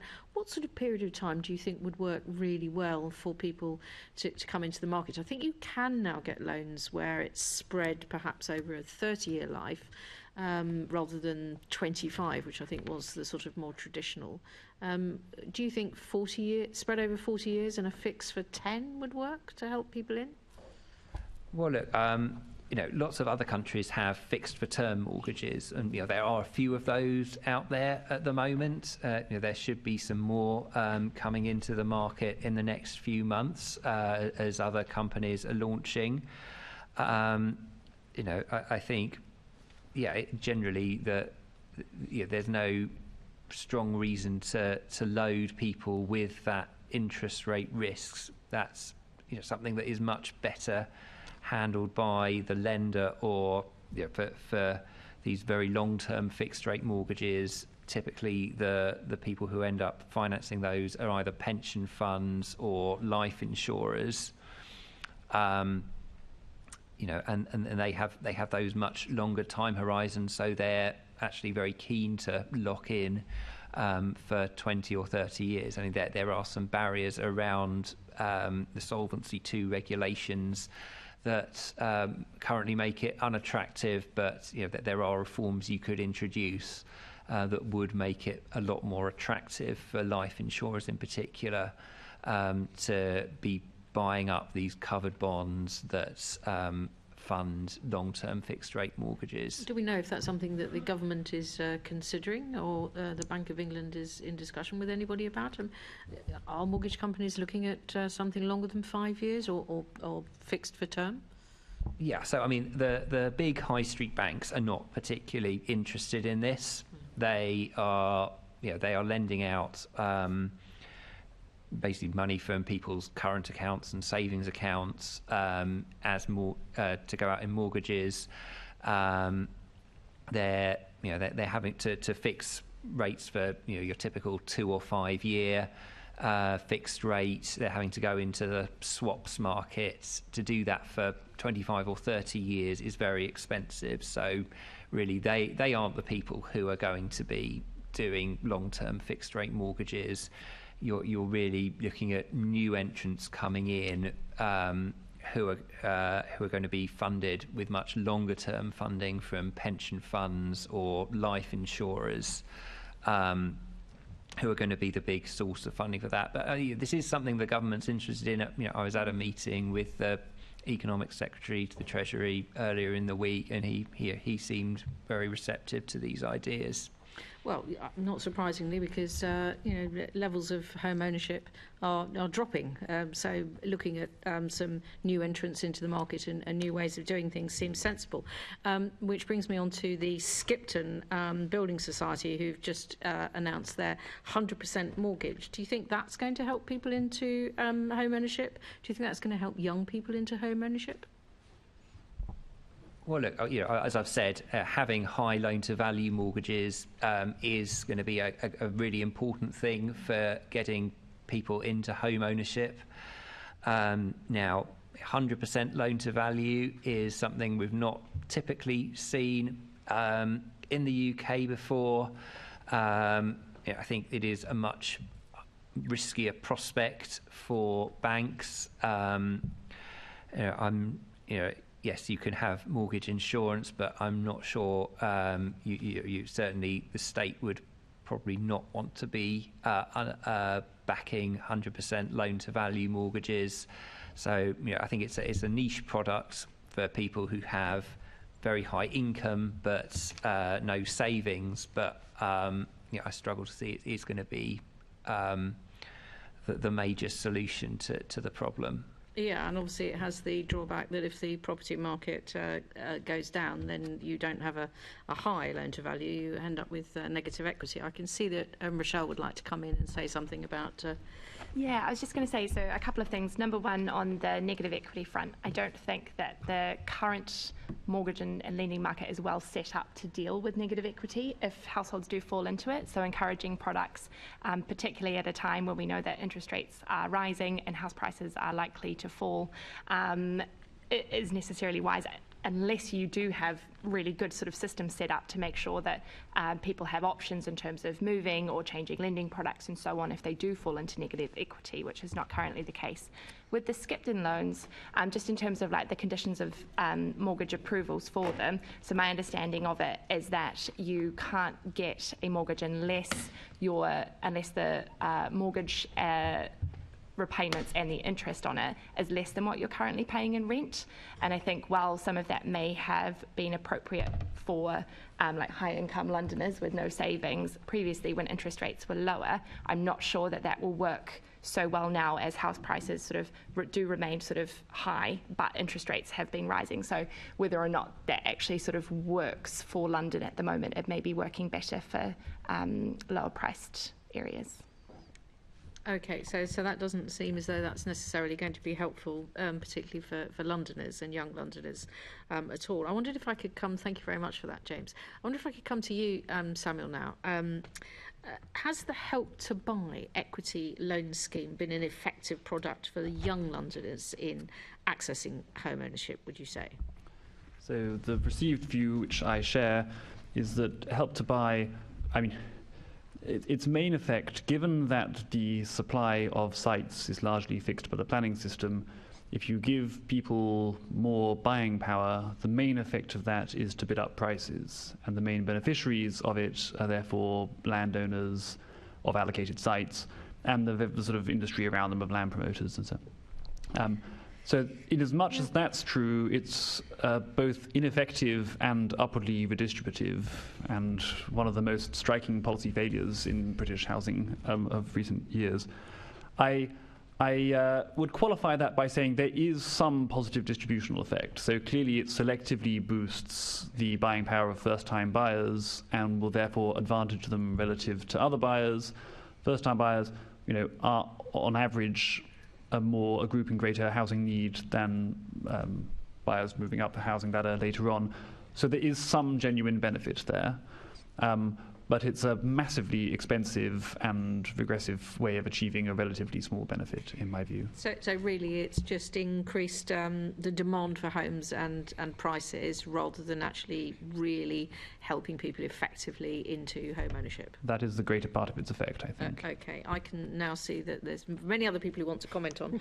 I don't know how we're doing for time, whether I'm going to give you... We're actually okay for time. Okay, well, if you could both be brief. I'll start with Freddie and then come to Rachelle. Thank you. I think Samuel's correct, and I think, as with many of these schemes that we've been discussing that operate on the demand side, they tend to be good for people who manage to be in the select group at the right time to take advantage of them, and are worse off for basically every other participant in the housing market.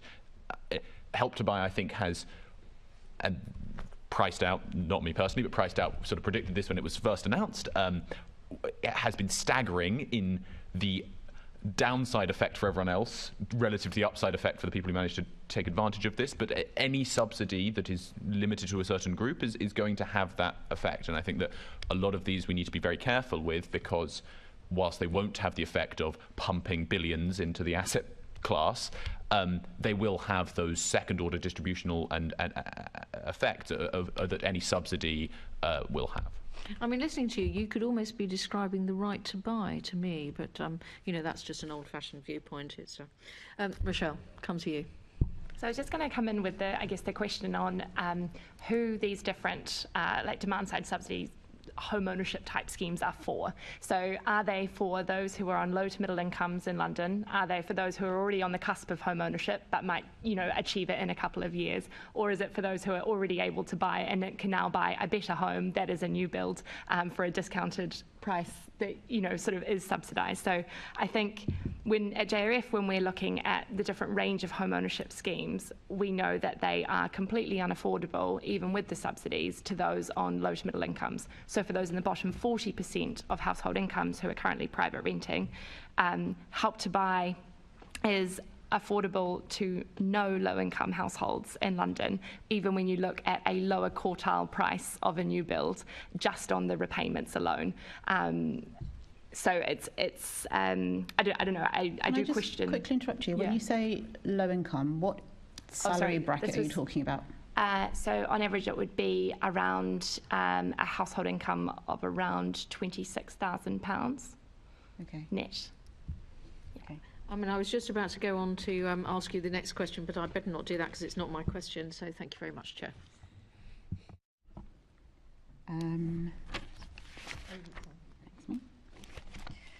Okay, we have caught up with ourselves quite substantially, so I will come back to the panel if there are any further questions, because we're now not going to run out of time.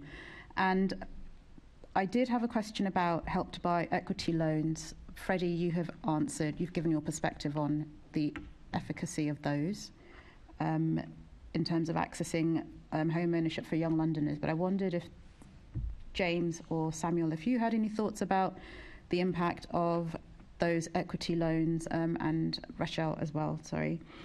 And I just want to couch this in terms of, we have talked about, I'll repeat myself, but we've talked about housing products and the cohort of people, not always young Londoners, but young Londoners in that who may have benefited or not. But I just wonder, overall, my final question will be, what can we or the Mayor do to improve affordability for young Londoners to support home ownership, but just maybe starting with the Help to Buy equity loans. Maybe we'll start with James and then move across the panel. Yeah, sure. And Help to Buy equity loan, basically agree with Freddie. All the evidence that's out there suggests it boosted house price, the value of the homes affected. They went up by a lot more. The ones just inside London that qualified for a higher threshold compared to ones that were just outside. There's a lot of quite strong evidence on that. A lot of the people who were helped by it were people who would have been able to enter home ownership anyway. So I think that's probably not an idea that we really want to see repeated, particularly as some of these people have got into trouble with the repayments on the equity loan that went up very substantially after the initial 5-year period. Only thing I would want to say is important to distinguish between the Help to Buy equity loan and the Help to Buy mortgage guarantee, which is what I've been principally talking about. For me, but also for our report, for you to describe what the difference is. Sure. Okay, so there's the Help to Buy equity loan, which was a loan to first-time buyers to buy a portion of a new build property up to a certain level. And there's the Help to Buy mortgage guarantee, where the government insured high loan-to-value mortgages up to 95% loan-to-value. So they're very different things, but they've both got this Help to Buy in the title, and it can lead to some people getting confused. Samuel? I actually have nothing to add to James's excellent analysis. Oh, okay. Rachelle? I think similar. Said everything on Help to Buy. Fine. So on to then lifetime ISAs. Similarly, what are your views on whether or not they are helpful to young Londoners or first-time buyers? Shall I start? So I think it's an interesting product. It's it is clearly giving a strong incentive to save for the deposit. It is helping people to get up to that level. I think it's something that was introduced sort of 2015, 2016 by George Osborne when he was Chancellor, and then I think after he left shortly afterwards, and everyone seems to have forgotten about it, that it's there, and I think some of the thresholds for the property you can end up purchasing now look too low, as they haven't been increased in cash terms at all since they were introduced. So, particularly with London in mind, you might want to look to increase that threshold for the property price that you can go on to purchase using the money with the government top up. I think we should treat with caution all attempts to subsidise buying power. I mean, this is ultimately public money through tax concessions going to give people more money to buy houses, but if we don't also allow the quantity of housing to increase, then that just leads to more overheating in the housing market, and it has the same regressive effects of mainly benefiting landowners and land promoters. It will have some positive distributional effects because first-time buyers are a particularly hard-pressed group, and so boosting their buying power relative to other groups does have some upsides, but it's a very inefficient way of doing that, and is in other respects a very regressive way of doing that. So I would urge caution. So a similar point around how much we want to incentivise those demand-side subsidies to improve buying power. That being said, I do think saving for a deposit is definitely a big issue for why so many young Londoners can't get on the ladder. I think how well known lifetime ISAs are and to a lot of young people in London it's probably quite poor. So I would say if it is an area that we want to encourage people to use, given that it does exist already as a policy, then I think more sort of campaigns to make people more aware of them as an option would be something. I think the panel has summed up very well. Subsidies in general beware there be dragons. I think if you pick distributional winners, you pick losers, and that one of those groups, as Rachelle has identified, is the people who are nowhere near owning a house in these questions. And I think lifetime ISA, Help to Buy, even mortgage guarantee subsidies to groups, you have to be very sure that they are going to have a positive impact when spending or committing to spend public money. You pick winners, you pick losers, you also pick some unexpected winners. So like the big developers and the land promoters and the landowners with allocations, do fantastically out of this, and that's, I mean, I'm not against any of these people. I mean, if all good things to all people, but it's odd for public money to be funneled in their direction. That brings me nicely on to my final question, and I'll open up to the rest of the panel to see if they've got any questions that I stopped them asking that they want to ask now, because we're back on time, which is, what do you think is the most important thing that the Mayor could do to support young Londoners into home ownership, notwithstanding the point that's been made very well about not picking winners and losers, kind of providing that accessibility and arguably affordability? Who would like to go first? Should we start there? With you, Freddie?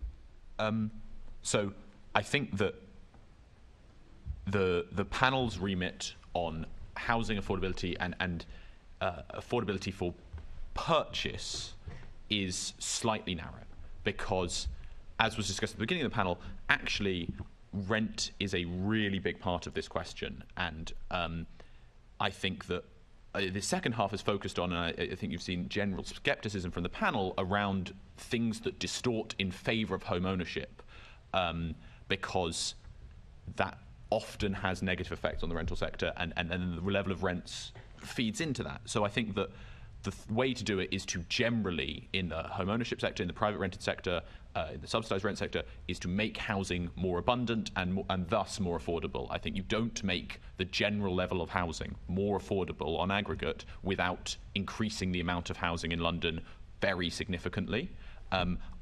I'm more confident, more optimistic perhaps, that actually the Mayor could do that than James is. I think Samuel has outlined two strong powers he's got. There are other ones I'd be glad to discuss perhaps after this in detail about what the London plan could do, but in general I think if you're not building the homes, you're just moving them about. So you're very welcome to state them now, but also what number do you put on significantly? Well, I think London could be building 100,000 homes a year if it really wanted to, but I think that politically that would be challenging, to say the least.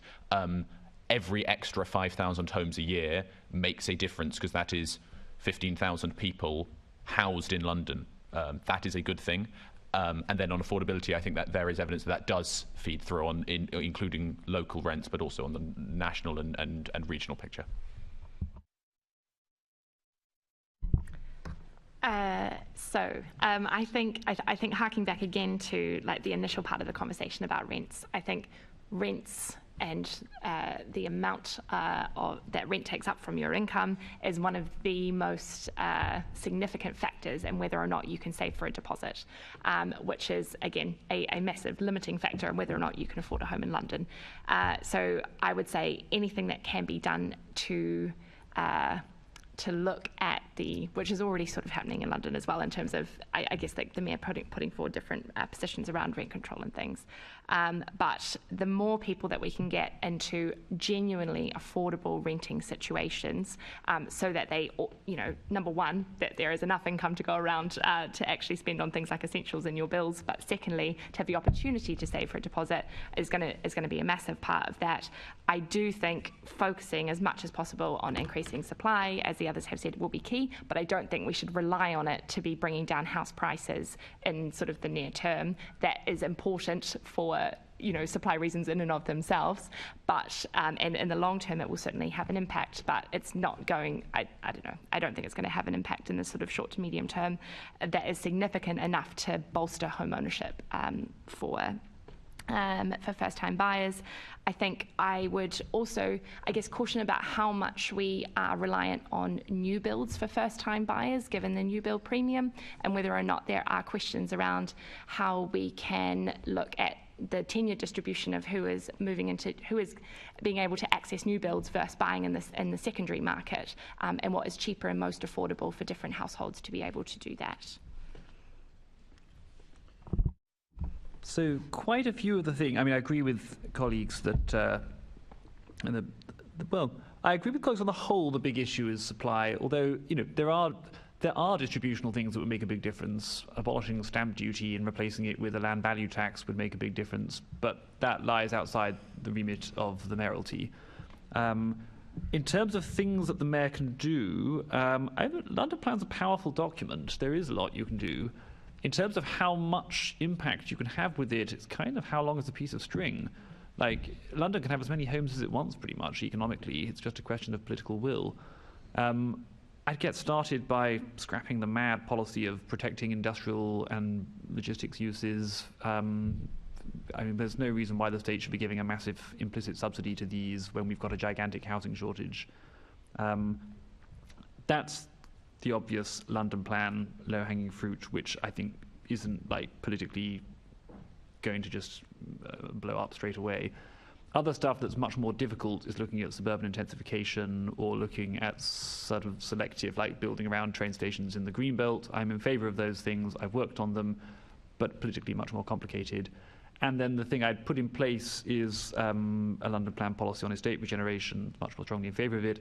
That won't make it all happen automatically because you need the housing associations and the local councils who are actually the owners of the estates to push it forward, but it certainly would help. And I'm sure I could come up with more stuff if I reflected on it. Sure. So, I mean, as I've said today, for me, the biggest factor affecting home ownership levels is around access to mortgage finance. Now, that's not something that the Mayor and the London Assembly are really going to be able to do. So, if you're looking at affordability more generally, I think you need to look at social housing, increasing the stock back towards the levels that we used to have, making sure that the more low-income families with children are able to access that. Yes, I think supply. Of course, if you supply more of something, the price will go down. I think Sam's set out some good ideas in that area around industrial sites and densification that I think are good ideas from the perspective of economic growth, allowing more people to come and live in London to make it a more vibrant place. Access the job opportunities that are available here, but I'm less confident that will really move the needle on home ownership levels. Thank you all. Did you have any further questions, anybody? Oh, okay. Good. Yes. Just say that it's always good to get anybody to put in any written information they may have when they go back and reflect on anything they wanted to say. Please send us a written response on anything today. Absolutely, no, that'd be really good. We have had a call for evidence as part of this, so there'll be some written information already come in. But if there's anything that you haven't just on your way home, on your journey home, have a look around you and see how many vacant bits of land you can see. There's many more than you think. Yeah. Okay. Anything in addition to, if something comes to you afterwards, then please do write to the committee. We're happy to consider it as part of this investigation. But I want to thank you all. It's been a really illuminating conversation, and we have enjoyed your arguments between yourselves. Your contributions have been great, so thank you. Can we note the report and today's discussion? Noted. Can we also delegate authority to me as chair in consultation with party group lead members to agree any outputs arising? Deputy Chair. Deputy Chair, sorry, I forgot myself. As Deputy Chair, in consultation with party group leads, to agree outputs from this meeting. Agreed. Can we note the committee work programme for 23-24 Assembly year? Noted. Okay, the date of the next meeting of the committee is scheduled for the 19th of October 2023 at 10 a.m. here in the chamber at City Hall, and I have no urgent business, so I declare the meeting closed.